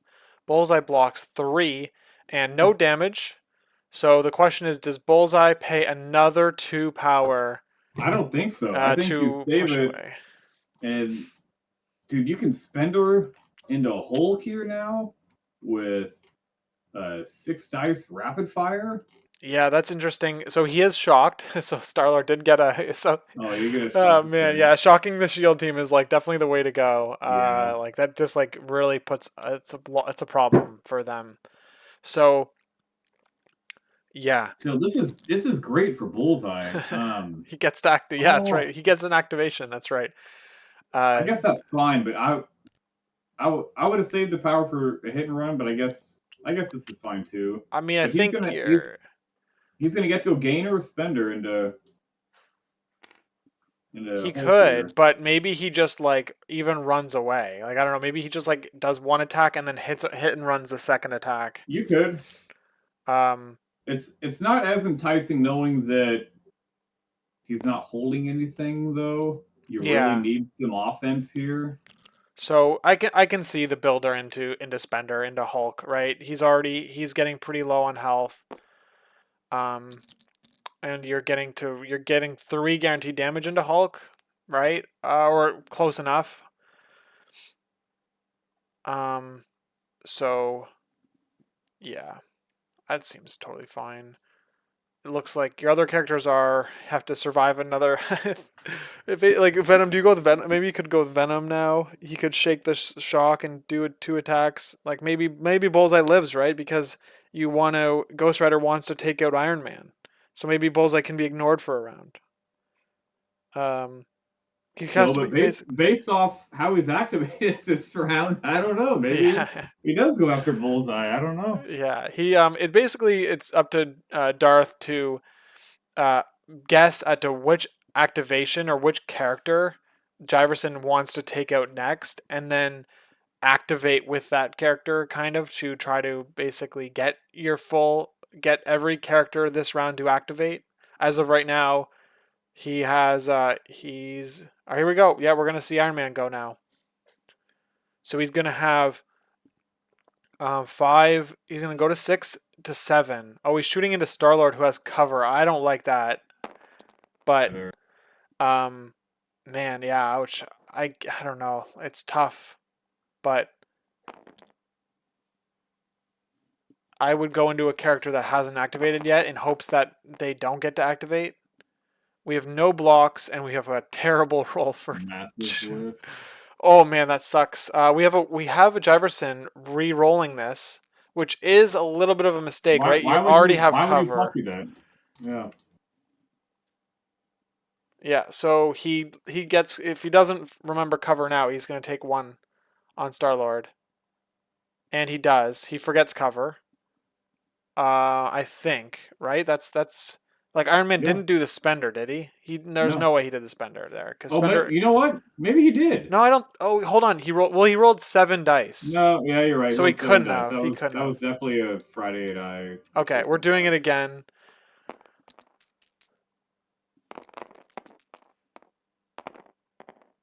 Oh, dude. Oh my gosh. This is just sad. This is just sad to see. We're seeing like Darth just not have a single. He had Didn't even like get the one push. roll. No Not I don't push. even know if he even maybe he didn't even want it, but I don't think he got the push. But no, he didn't. I don't know if he even wanted to get it, but maybe he did, maybe he didn't. But didn't even get yeah, that. that was not great. I think he's had like a single roll above average Yeah, this whole game, which is yeah. that 4 dice, 4 successes on 6 dice. Other than that, it's been like ones and twos, or maybe there's been a couple more, but either way, definitely not enough. That's for sure.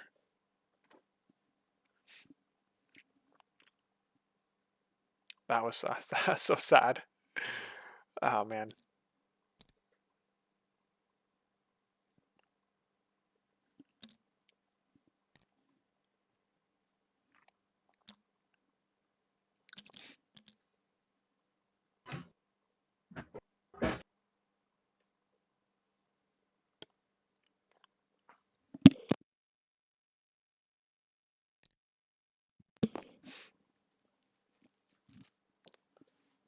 If he goes into Bullseye, we are going to see a got your back, I would assume, from the commandos.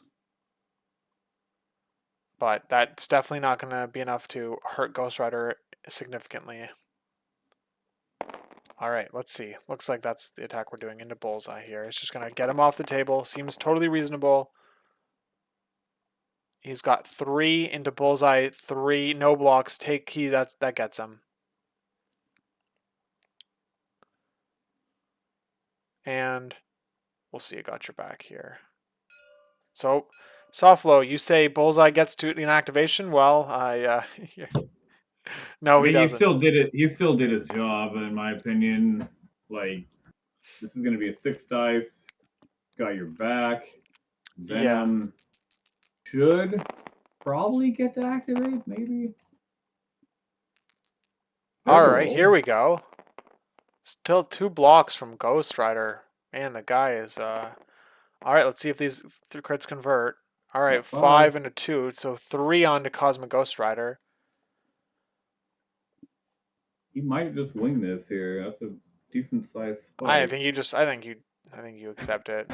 3, it gets you enough power to do even more nonsense. Well, it's true. He could take it and then just spender Venom to ensure that.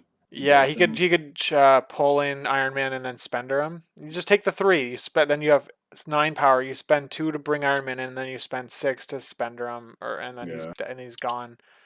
Yeah, and then he's got rid of 2 characters. We got a VP for Josh on that one. Bullseye scores a VP. yeah. So. You're good. Yeah. I mean, that would have been totally fine if Bullseye died there. If he was the first character to die, it would have been like, we would have been like, all right, well, he was okay. He did what he needed to do. He distracted people for a few turns, but him, basically by Bullseye dying, the model count is the same. Means like we're, Josh is, he's in big trouble here. I think we're determining. Oh, we already did the got your back. So now he's questioning whether he should advance with the wild. I think. Oh no, sorry, Jiverson. So hold on, my bad. Jiverson is measuring, so it's up to him.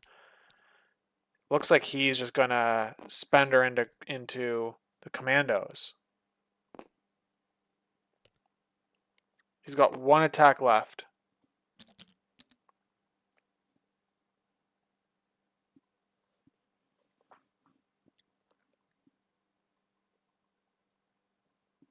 Jiverson's probably just thinking like, how do I do what I want to do and keep the psychosis token?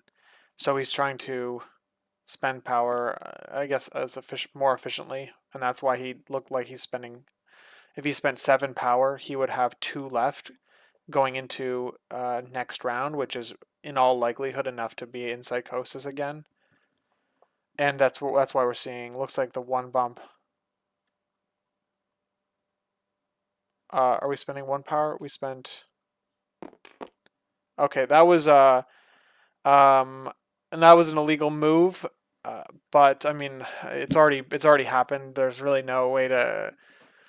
But the reason this is illegal is because he should have been using the range 1 tool to move Ghost Rider, and then afterwards check to see if the range 2 tool was, if he was in fact in range 2 of Venom.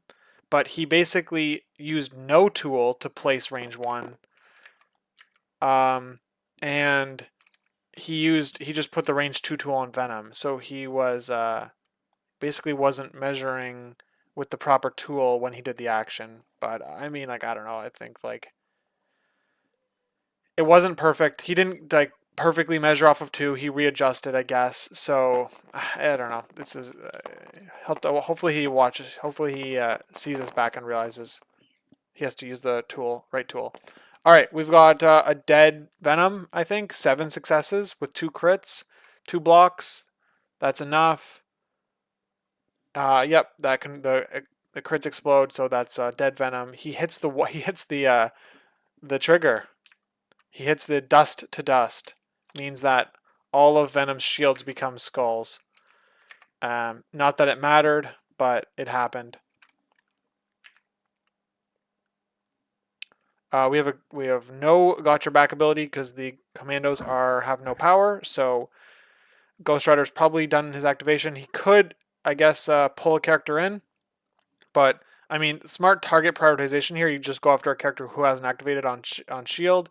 They don't have that an amazing Alpha Strike turn one monster, so it doesn't really matter if you give up priority in any significant way.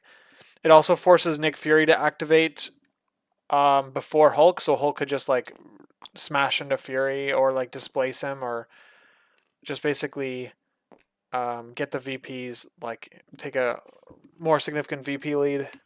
Let's see what Hulk does here. I would imagine he's gonna like move, teleport, and just punch and then teleport again. Something pretty straightforward.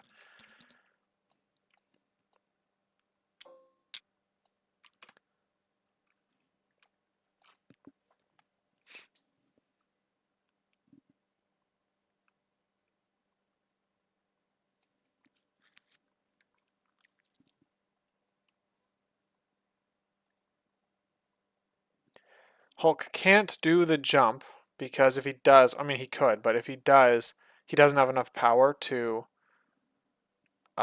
hit the intrusion portal.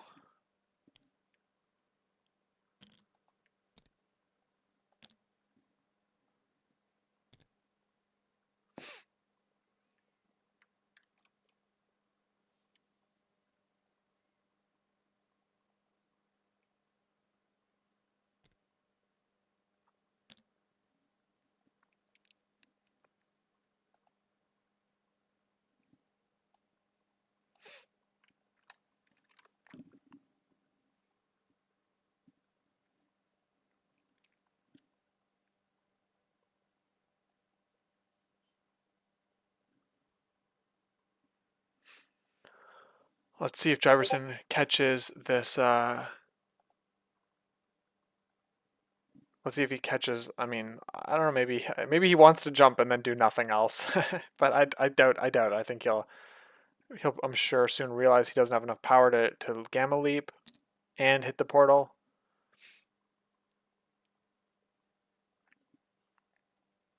Maybe yeah. If he misses it, it's because he's getting a little too greedy with the with what he wants to do in an activation.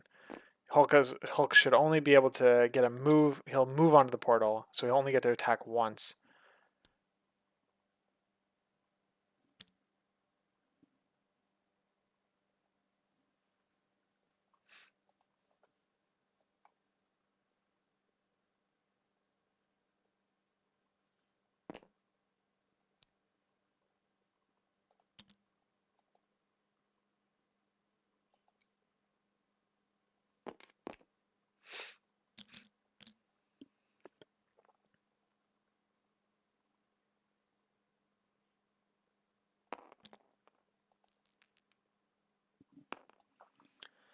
All right, we have a. Oh, he gets to ported. Wow, that's interesting to me that he would do that.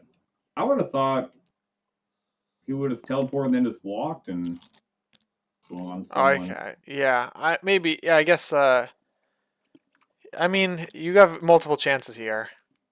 If this fails, If this fails, he's back to where he was.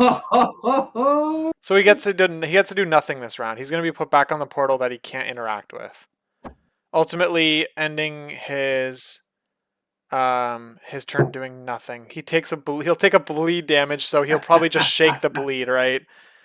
But that's pretty funny. He's gonna put him within range of the venom beam. That's okay. All right, we'll see how this. Oh, but Venom only has. Oh, Venom didn't gain power because the CGR spender, dude. That's like the one thing that I dislike. I mean, there's lots of things to dislike about Cosmic Ghost Rider, but I I don't like the spenders that don't generate you power. Like we've got Hulkbuster, and we've got Cosmic Ghost Rider, and we have the Hulk, the Immortal Hulk, all have spenders that don't generate you power. Now, of course, you got Ghost Rider who removes power. I think that's fine though because you've got like this.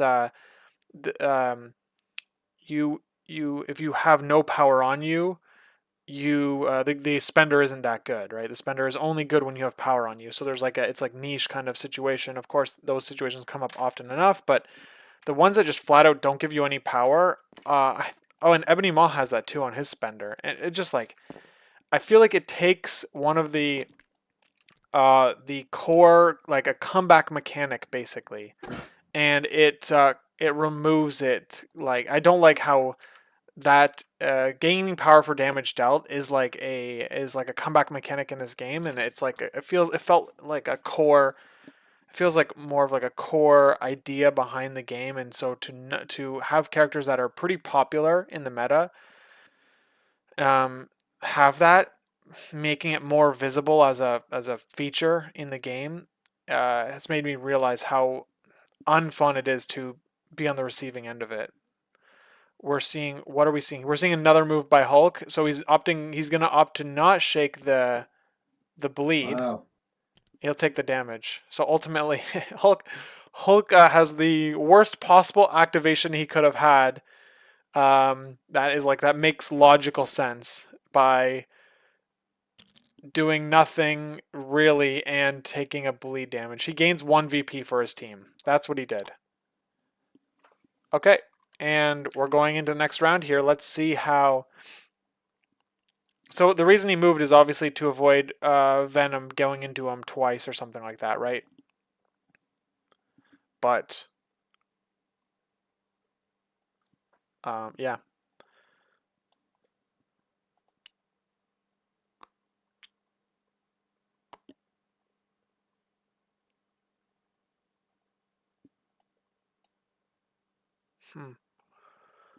Okay. Good job. Good job, AMG. Let's see. They've give up prior heal. Yeah, that's right. I mentioned. Thanks for tuning in, Mike. I said that like 10 minutes ago. But yeah, the activation order here is imbalanced. It's exactly right. We don't have a heavy hitter on the shield team that that's going to be able to really take advantage of a first action, like first activation in the round. So yeah, let's see what Psychosis rolls here. Does he roll enough? And he does, of course. He like what? It's like it just man, that's it's just crazy here. The power gen on like you like almost never have to worry about it on Cosmic Ghost Rider, right? Because you always get like I feel like you're always starting at like 2 or 3 power, and then you just need to roll 1 or 2 die successes, and like that you can basically count on that happening. Uh, and uh, and yeah, so Cosmic Ghost Rider is what are we gonna see here? He's got Recal. I think Jiverson's gonna do whatever he can to keep a Ghost Rider activation here because Ghost Rider will certainly take out a model. So he's got Recal up. He's got Recal to survive whatever this double attack is.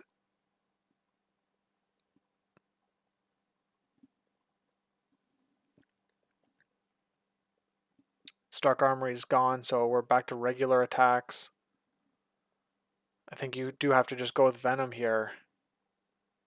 Nick Fury's not in range 3. It doesn't look like he's in range 3 of Ghost Rider. I mean, but like he doesn't even have anything. He doesn't have his power online to be able to push damage through. Grunts are gone. So yeah, the Agent Venom is like your only chance here.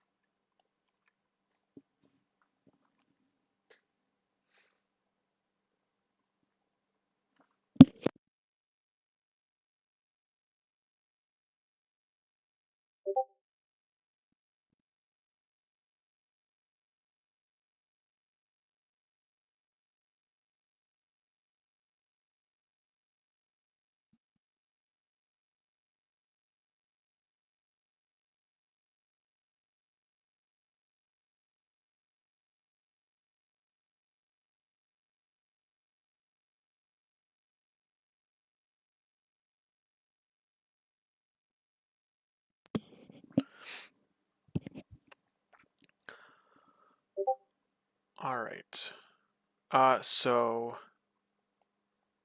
Yeah, we had Josh was just asking about a rule on how terrain throws work. He wasn't sure exactly. He wanted to make sure he got it exactly right, and yeah, I just made sure I clarified that terrain is thrown from the character. So he's thinking about a terrain throw. Jiverson doesn't have brace, so that's 4 damage that he could put through on Cosmic Ghost Rider. I mean, does he have the range though? What's the range on the throw? Is it range I 2? think he has like the Range lizard throw. 2. Range 2. Yeah, range 2 throw Yeah, medium. lizard throw. Yeah, that's right. It is. But he could hop, do a couple attacks, and then generate some power. But CGR, does he count skulls on dodge rolls? I don't think so. Let's see what it says. Wow, holy moly! Yeah, it does. This character Yeah, is just like yeah. It's hilarious. so Oh man. so hard to put names Yeah, on that stuff. counting skulls on defense. It's you know what blows my mind is like when you think about Scarlet Witch, right? She's got the same ability. I think, right? I'm pretty sure she has the same ability on. I don't know about dodges, uh, but man, He it's does. like she doesn't He feel does. that tough. I get like it's a 6 health, right? It's like, oh, Well, I can push through the 6 health, even though like I'm gonna have a couple of bad attacks or a couple of good defensive rolls. But when you're dealing with 3 extra health on Cosmic Ghost Rider, man, it just feels like a wall. well, the big she does count them, but it's like that force multiplier. It's not as scary when she only has 3 dice. Yeah, on Uh, physical, but yeah. the big thing with her is like you really don't even need to try to take her out. You could just control her by stacking conditions on her or displacing her. Right, You she can't does. do Yeah, that to yeah, CGR. yeah. So It makes it okay. So he's doing the ability here. He's looking at the throw measuring. So yeah, he's going for it. so he's going for a double attack in a Ghost Rider with a terrain throw. Um, just make sure you get that. Make sure you got that range. You gotta make yeah, just gotta make sure. Yeah, he's moving the tool over. I'm sure he's gonna give himself enough wiggle room. But yeah, um this would probably keep him in the game. Oh, he doesn't. He might go into Star Lord here. I don't know. I think you got to go into Cosmic Ghost Rider, but this would probably keep him in the game for another round. But it's let's see what happens.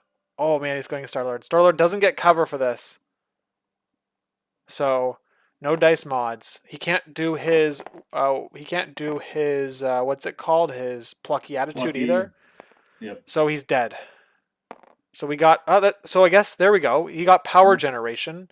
Yep. You would have loved to see a positioning for a beam, because it's like why didn't you? Now I'm looking at the beam options, and it's not possible. So no dice mods. Oh, you know what? You know what we're gonna see? We could see Got Your Back. Oh god. Yeah, so Cosmic Ghost Rider has Got Your Back as well. For Yep. everyone watching, so you can so even when it's your turn, he can murk you. God. Oh man, that's incredible. Yeah, I mean, we could see Venom get like one shot by. Yeah.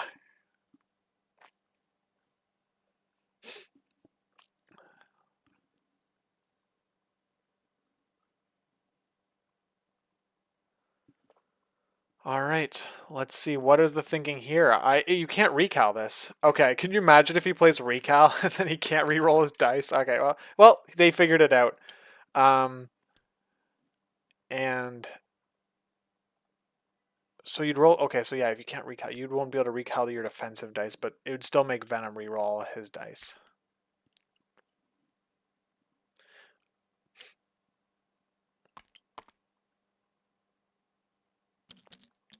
Okay.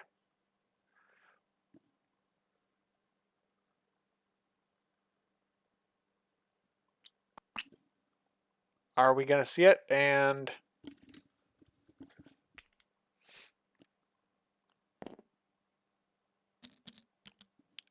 So the question, basically, I think the thinking Jiverson is probably considering is if I got your back, I can't spend her into Iron Man.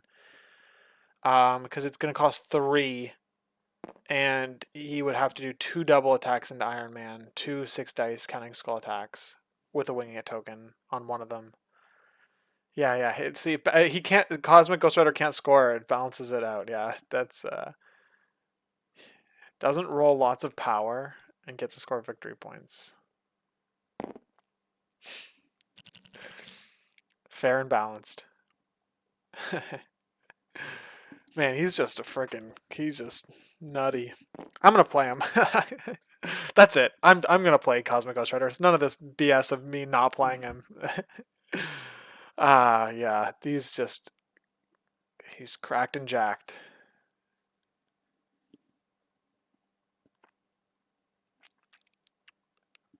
All right, we got a Got Your Back. If he one-shots Venom, we're gonna see a Got Your Back from the Commandos on his own turn. Oh man, let's see how good he rolls. He has a Winging It token, so it's like he could push through enough damage to take out Venom in a one-shot. You certainly could. That would be quite the sight. Oh man. Venom blocks nothing. Oh my god, he gets him. He's got him. He's freaking got him. Oh man, that is horrible. Holy shit. Oh my god, that is so bad. What a guy. What a freaking guy. All right, well, I guess you got your back on your own turn. Oh my god. That's so bad. Oh my god. Ah, man. Oh man. Oh man. That is rough, dude. That is so rough. Like I would be taking a significant break from this game if that just happened to me. I don't know what that means. Maybe a couple days. But that's just like, it just, holy fuck. Holy fuck, that's just fucked up. That is so fucked up. Because like now, that crazy thing is like Ghost Rider just one-shot a character, and now he's about to activate. He hasn't even activated this round. He just one-shot a character. Oh my god. If I'm Matt says I'm at an event where if I'm at an event and my opponent puts CGR in their squad, I'm just gonna concede before a round even starts. Oh man, I mean like I completely understand that. If I'm playing a friendly game, I'm and someone drops CGR on me, I no longer care. I'm gonna put Gambit on the table. I just do not care. It's just you can I think it's very easy to understand the negative playing experience it is to play against Ghost Rider in a game like this, where you can have a bunch of defensive tech and it doesn't really matter, and you get one shot on your own turn. I don't know that he has a bunch of defensive. He's got some. He's got Sacrifice and Eye. So he opted not to play. He opted not to play. Yeah, he has. He has Eye. That is true. He has some, but like even Eye in the Sky, it's like okay, you move your character away, but like I can just teleport wherever I want to be. Yep. Cookie says his Guardians of the Galaxy player got pretty sad when I told him I'm going to pair him into other CGR players. It's funny because like that sadness is like what everyone else feels having to play against him.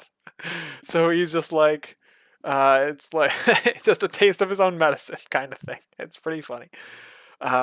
Yeah, it would. Man.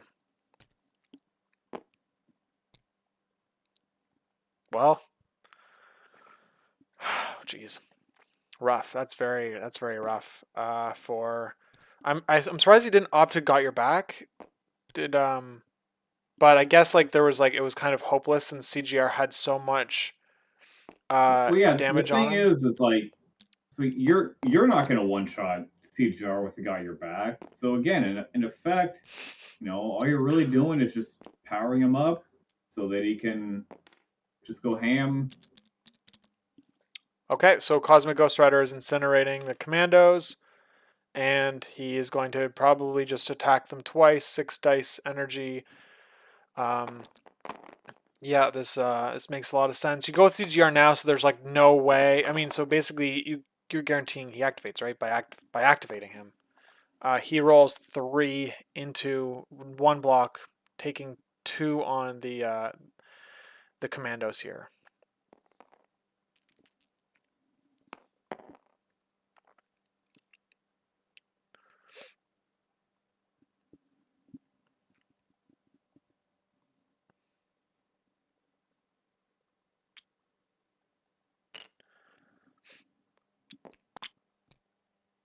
This is I mean, this is why like this is why I'm currently playing pay to flip missions. I wish there was another pay to flip mission that was wide enough or high enough threat or something like that, because sword on 15 is pretty rough and meteors is too slow scoring. So I play portals and madmen, and I play a team that I am comfortable with on that mission, just so like hopefully I can win priority and get one of those, and then maybe not see Cosmic Ghost Rider. But all right, we're seeing another attack. Cosmic Ghost Rider hits 4 successes into 1 block. So there's the guys are dead. Yeah, so they dropped the book. Oh wait, hold on. Yeah, that was it. So, oh my bad. What am I missing here? The Did Iron he Man, he just did he wing it the first attack to kid him? Oh my god, I wasn't even paying attention. So he must have winging it the commando attack to get them. Oh my Christ. So that was another one shot. No, this one didn't get the one shot.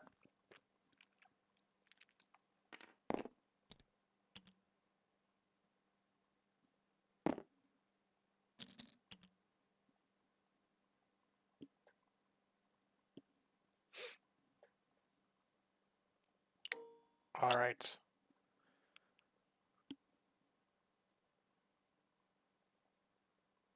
Yeah, you have to. I mean, there's nothing to say here. YOLO Iron Man into Hulk.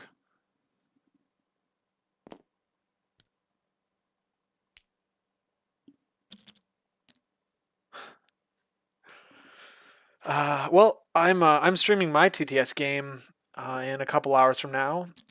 Uh, it's not a top cut qualifier or anything, and I won't be playing CGR.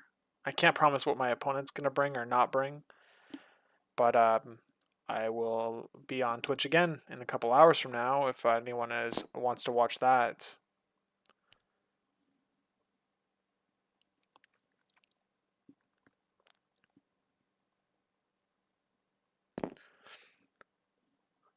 I mean, just do 2 attacks with Iron Man. It's like, ooh, picking up that book. Ooh, seems like a lost cause. You're spending an action not attacking when attacking is probably your only out. You just have to when you just have to play to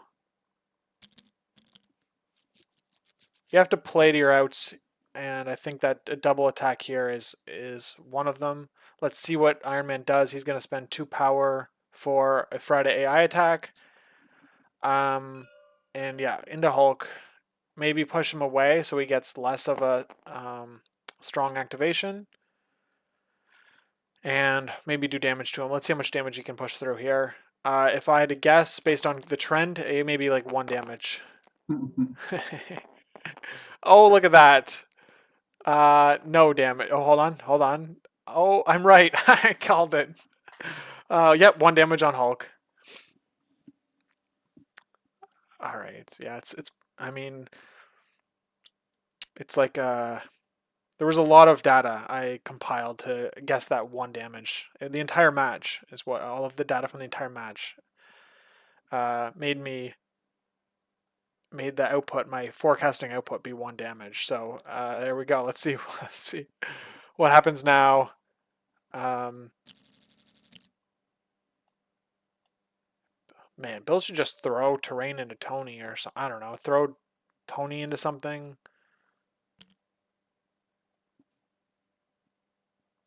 You just go with Hulk and beat the crap out of him, and then you displace Nick Fury with Bill. There's nothing. I mean, there's basically the problem for Josh is he's like almost out of outs.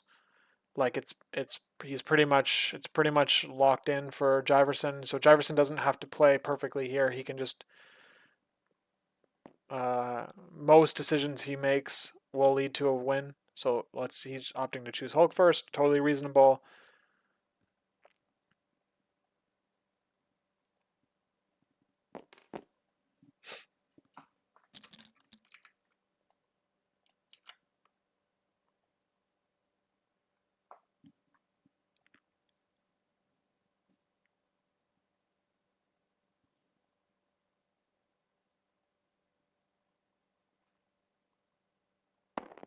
He gets extra dice, so he's going to be rolling a 9 dice builder into Tony. I mean, like, I would not be surprised to see one and done here. Oh, look at that. Phenomenal attack roll. That just, like, that's just going to get him, right? 6 into 2. Yeah, exactly.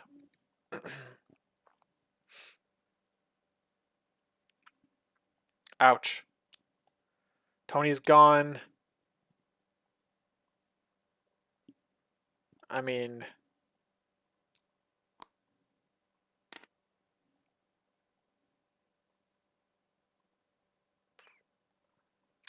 you just maybe you just teleport, throw Nick Fury off the portal, and then teleport up again, and then just like Nick Fury gets like an even worse activation, and then Bill gets to go last. But yeah. Josh is down to 2 models, and Jiverson's got 4. You know what's crazy is how many dazes and KOs did Hulk, Bill, and Star Lord get between the three of them? Well, Star-Lord didn't kill anyone, right? Because he attacked Bullseye. His only thing he did was attack Bullseye. Yeah. And so he didn't kill anyone. Yep.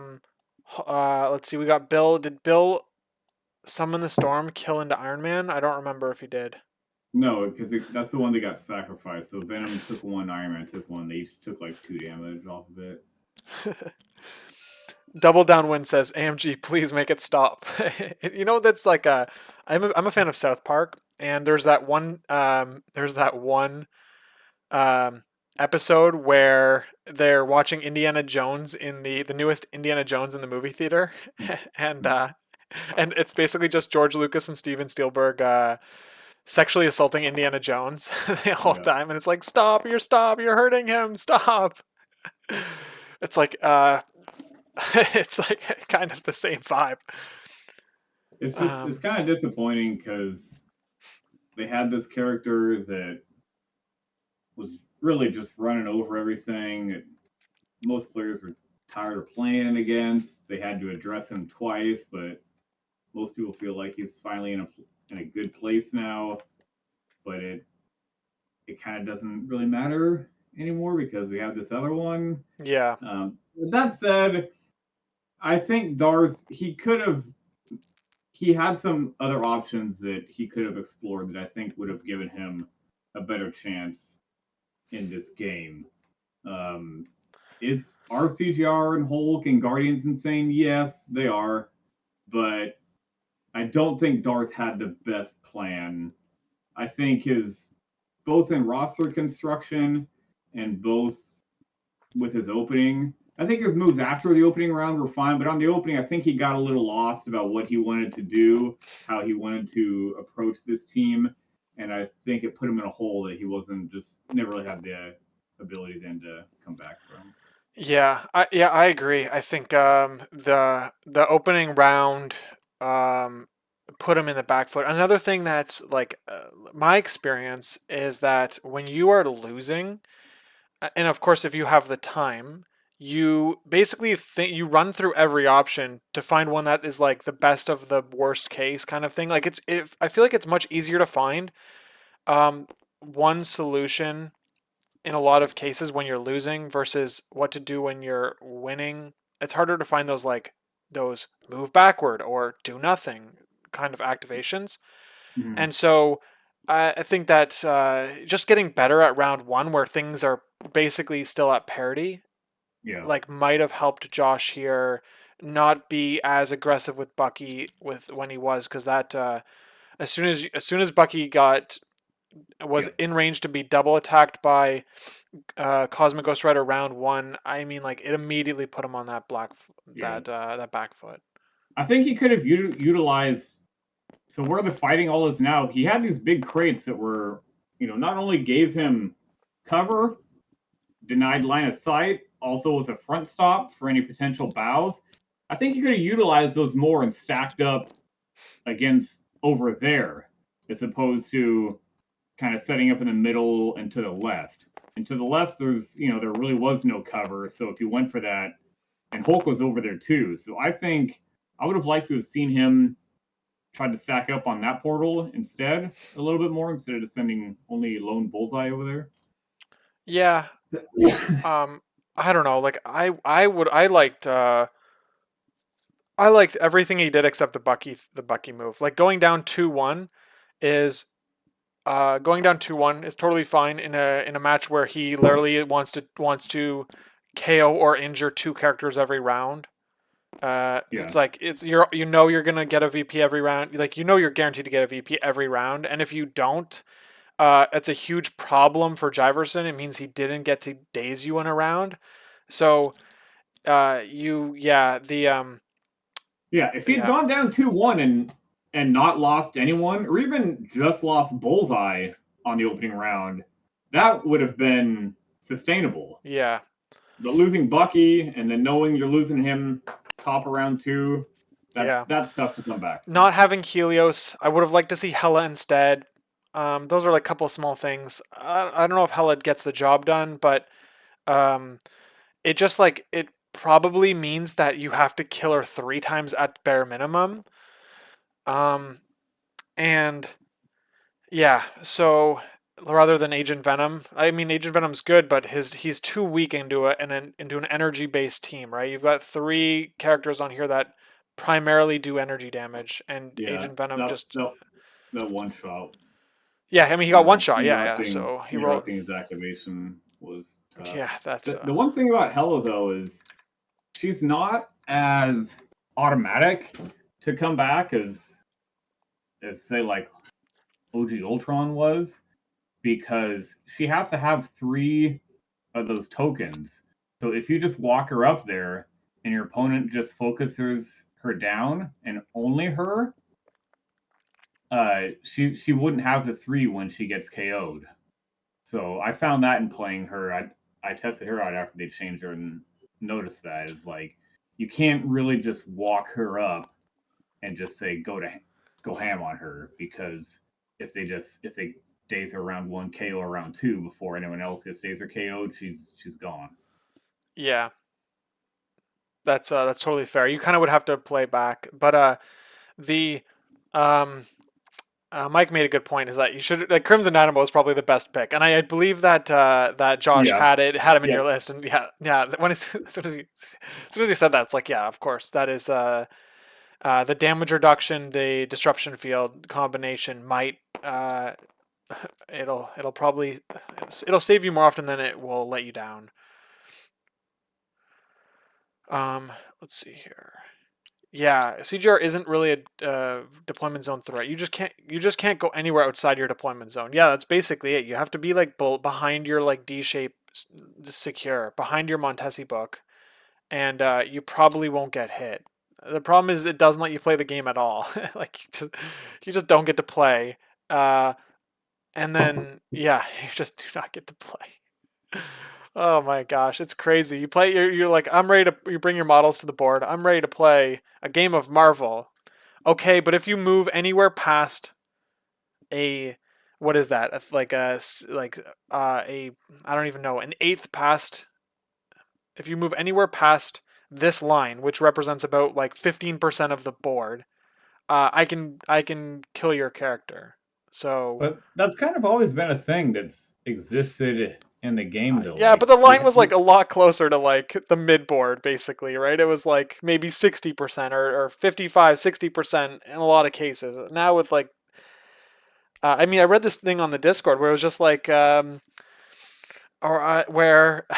someone played Cosmic Ghost Rider into Inhumans and killed Black Bolt before he even got to activate round one, or dazed him. It's just like so rough. It's like, how do you counter that? He didn't even activate yet. Okay, so let's see. Um, we've got the Commandos going into Hulk. I think what I saw tapped, but it also doesn't help that Josh he has rolled basically below average the entire game with a couple of when they're spikes, they're like nothing above the initial roll at all. He's never rolled any successes above the initial roll. So whereas I think Jefferson's got a one or two of them maybe, but yeah, this is I appreciate Josh's like willingness to play this game out. Maybe he's doing it to prove a point. He's Yeah, helping the cause of all the players who are I would have conceded a expressing long time NPE ago. against. Just this Yeah, week. I would have conceded a while ago. So props to Josh for sticking it out for the game. Yeah, that's it takes a lot of willpower, just like patience, basically, with the situation he's in.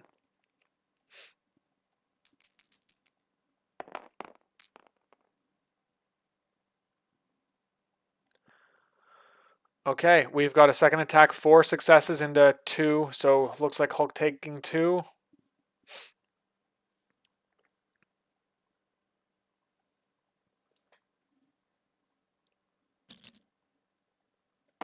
Yeah, exactly. Eye in the Sky doesn't you can't escape from that range 4 attack with Eye in the Sky. It's Yeah, too far. it's not as good. It's not as good into CGR as it was into Malekith. In Malekith, it was a great counter. CGR, not so much. Did we see a recal? I think we did. But either way, um, yeah, it's Hulk is definitely surviving here, and I mean we're just gonna see Nick Fury get dazed here, so that he doesn't get to activate him.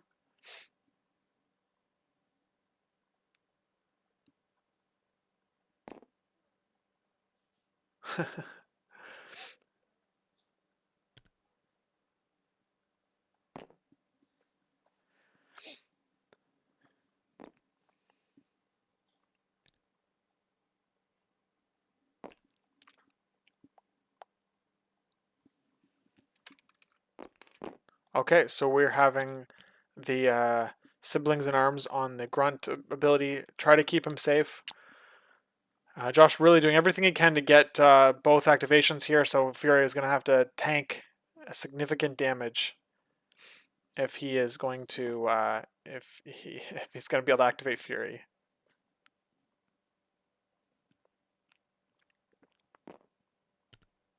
Doesn't have enough power for Got Your Back either, so Jiverson could just really hit anyone he wants.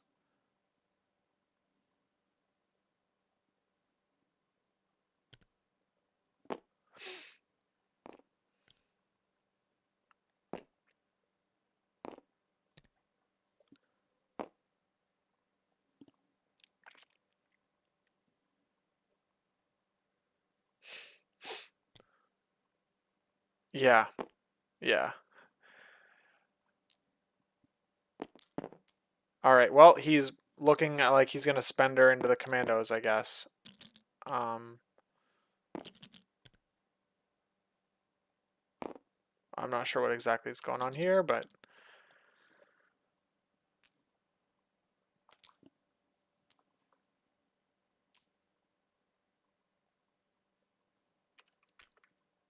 yeah, it doesn't matter. You're gonna have lots of range.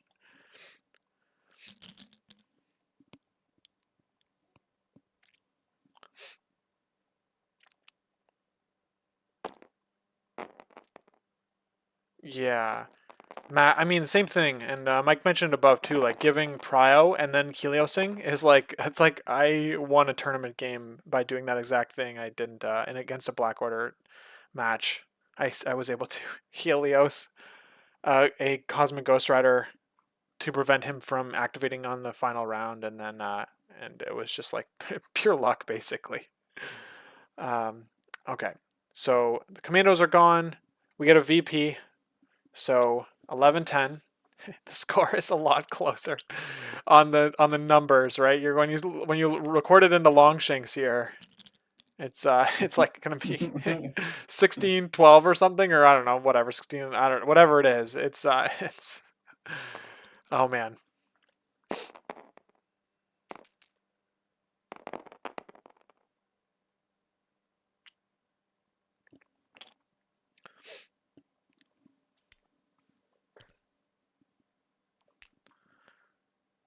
Shield has gotten 4 bonus VPs. Yes, they have. Shield has gotten 4 bonus VPs.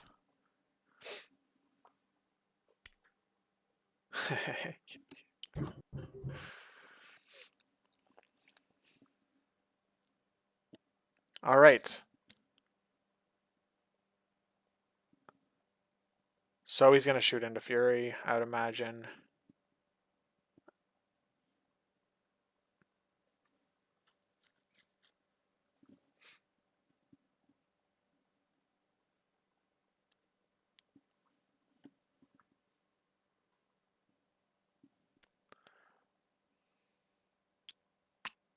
Yeah.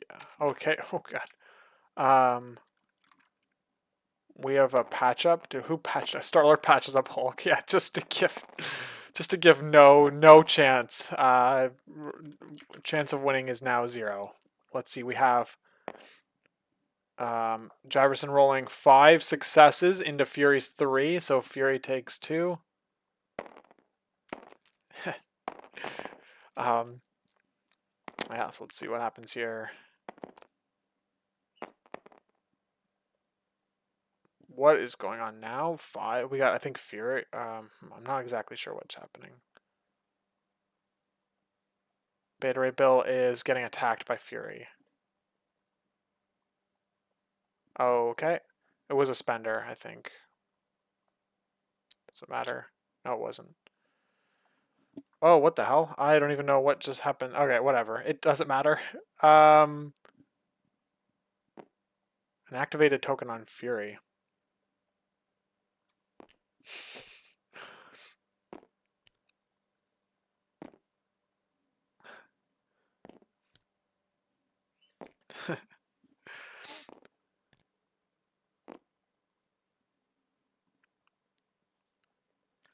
Yeah, I mean, I think like that's probably. I mean, maybe that's what it is. It's probably just like this is like this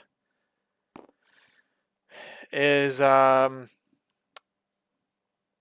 this is the game plan the whole time. The game plan was to take models off the table the whole time. So it's like, why let your foot off the gas? It's working so well.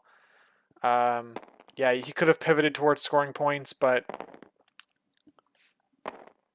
I don't know. I mean, like, why stop doing the thing that's been working? He's also like gets to get the tabling if we don't see a concession. So Fury, there we go. All right, stop. He's already dead. Yeah, that's right. Oh man, now he's gonna walk back onto the point. He's gonna score 4. That's the funny thing too, is that he's gonna score 15. Is he score 15? Right, he only has 2 books. Starlord is missing a book. He's only scoring. He's only. Oh, Starlord is gonna double. He's gonna hit the portal, right? No, thank you. Oh my Christ! Is he not? Oh, he's gonna pick up the book. Okay, he'll pick up the book and score 16. Yeah, there it is. I mean, you could just not pick up the book and then table him. Oh man, that's unfortunate. But yeah, I guess we're gonna jump into their chat in like 1 second here.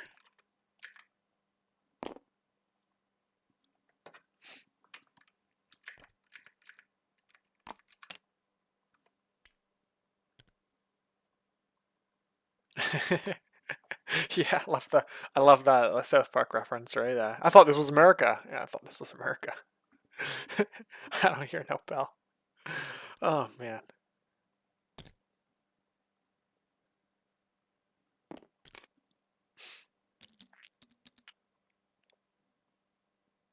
if you don't like America, well, you can just get out. All right.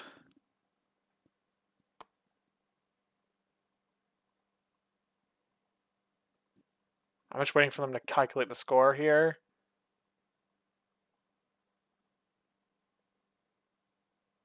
$16, $10. Oh, what's happening? Bill hasn't even gone. Okay, he's gonna score as many VPs as he wants, I guess. All right.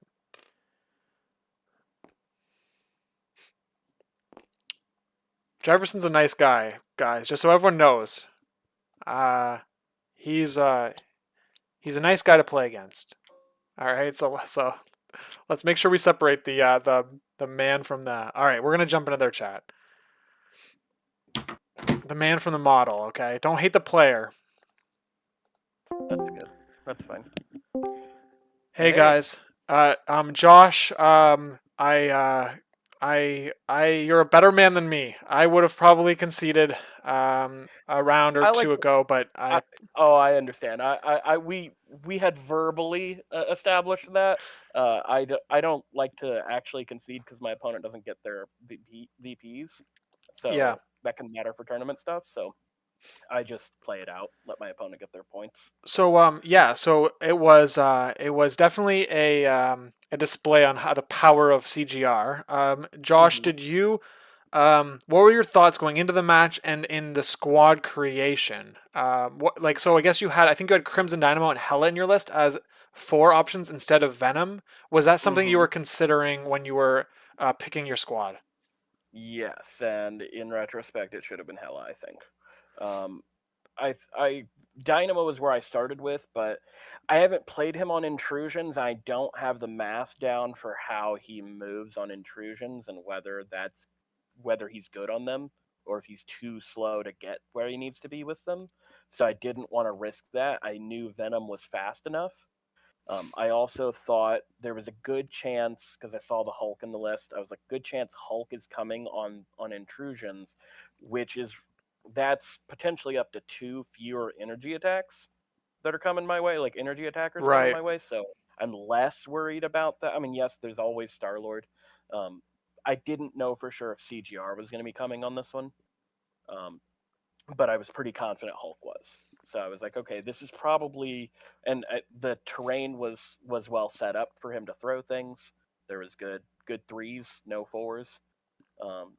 So I was like, this is an opportunity to use Venom, but in retrospect, I think Hela was the right call. She would have given me the power generation I needed to be able to move around on the intrusions, while still just being a good ranged attacker.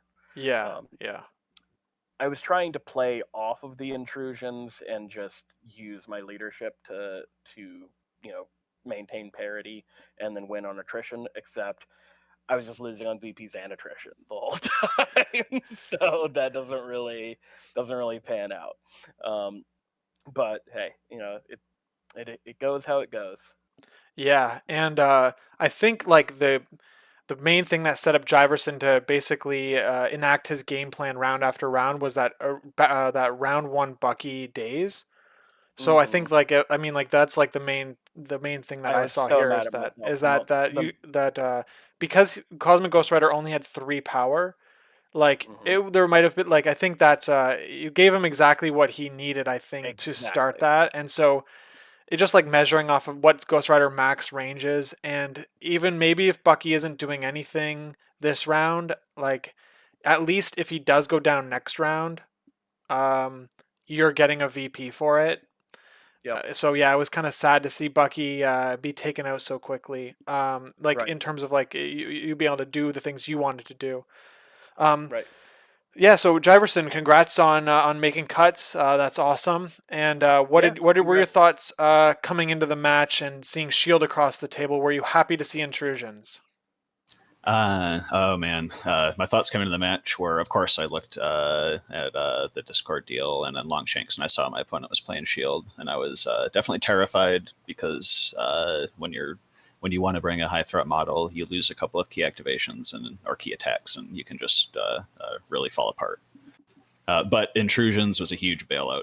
That was the best for me to flip, obviously. And then with Priority, I knew I had a really good game plan for being able to maintain point parity, or maybe kind of have a little bit of an edge on it, be pushing at him. And then making him come into me with a lot of double advances from his shield guys who don't have much movement compression. He kind of had to spend a lot of resources repositioning his team. Yeah. Are you have you been playing Cosmic Ghost Rider like the majority of games, or are there any games that this season that you didn't get you didn't play them because it didn't work out for the mission, or what do you think? Yes, I don't think CGR is something you cram every game. I used him 3 games this season so far, and I went without him 3 times. And there were 6 points in play on this scenario, so I could bring him, right? Yeah. Because I'm not so terrified of getting scored out. But you actually recorded a game that I took an L in earlier where I didn't bring CGR, if I'm thinking correctly. Yeah, was that Shadow Marvel? Am I thinking correctly yes, about that? Correct. Yep. And whether I should have brought him or not, that was an example of a place where I was too scared of the scoring situation to bring CGR. Right. It did not pan out in that game, but I did go 2-1 without CGR with some other rosters. I had to play wide against Criminals team in week 1, and I had to go wide. I think that was hands down the right move. Against Curtis, perhaps it was not the right move, but so it goes. Okay, so Josh, you brought Stark Armory. I think you probably have Helios in your list, if I remember correctly. Were you really thinking? Wish I had it. Did you have it in your list? Yeah, I have it in my list. Yeah. I really wish I had it in my 5. Yeah, I think you would have. Were you thinking between those 2 cards, and I think at the beginning of the game we identified that like Stark Armory here was a little trickier to play because Intrusions kind of separates your team. And Helios doesn't care about range restrictions. So yeah, I think that if you saw Hulk across the table, I guess like that. I guess basically that was a thought we had. Is like if you think you're going to see Hulk across the table, Helios seems like a great answer to that. But yeah, I think Blair and I were talking about this in the game, and we both said like that round 1 you had a couple of things that were dicey, but after that you played as well as you could in the circumstances you were given. Like every time you had to activate a character, you were doing things in you're making a lot of great decisions. It's a bummer that Agent Venom had to get killed on his own turn. I know. It was so brutal. Yeah, it He was was about to throw those crates. He was going to have such a good time. Yeah, exactly. It was a little bit of a laugh because of how unfortunate it was. But yeah, it was a pretty interesting match. You played really well in you played well when the situations that when you were put in bad situations. So, Blair, do you have any questions or comments for the players? Just congrats to Iris and Darth. A lot of people are talking about Bucky and his role in S.H.I.E.L.D. now after the nerf. Where do you feel? Did you contemplate leaving him at home, or were you still just like not at all? Not at all. He's still a phenomenal 3 threat. He's just not broken anymore. I think he's still great. Okay. Yeah, okay. Well, I'm going to end the stream here. So thanks, guys, for letting me stream the game. I appreciate it. And congratulations to Jiverson and Josh. I hope hope we get to see you in the second chance, and maybe you can qualify for Season 13 a few months early. I will try. Okay, man. Have a good night, guys. Have a good one. Thanks. Great game, Darth.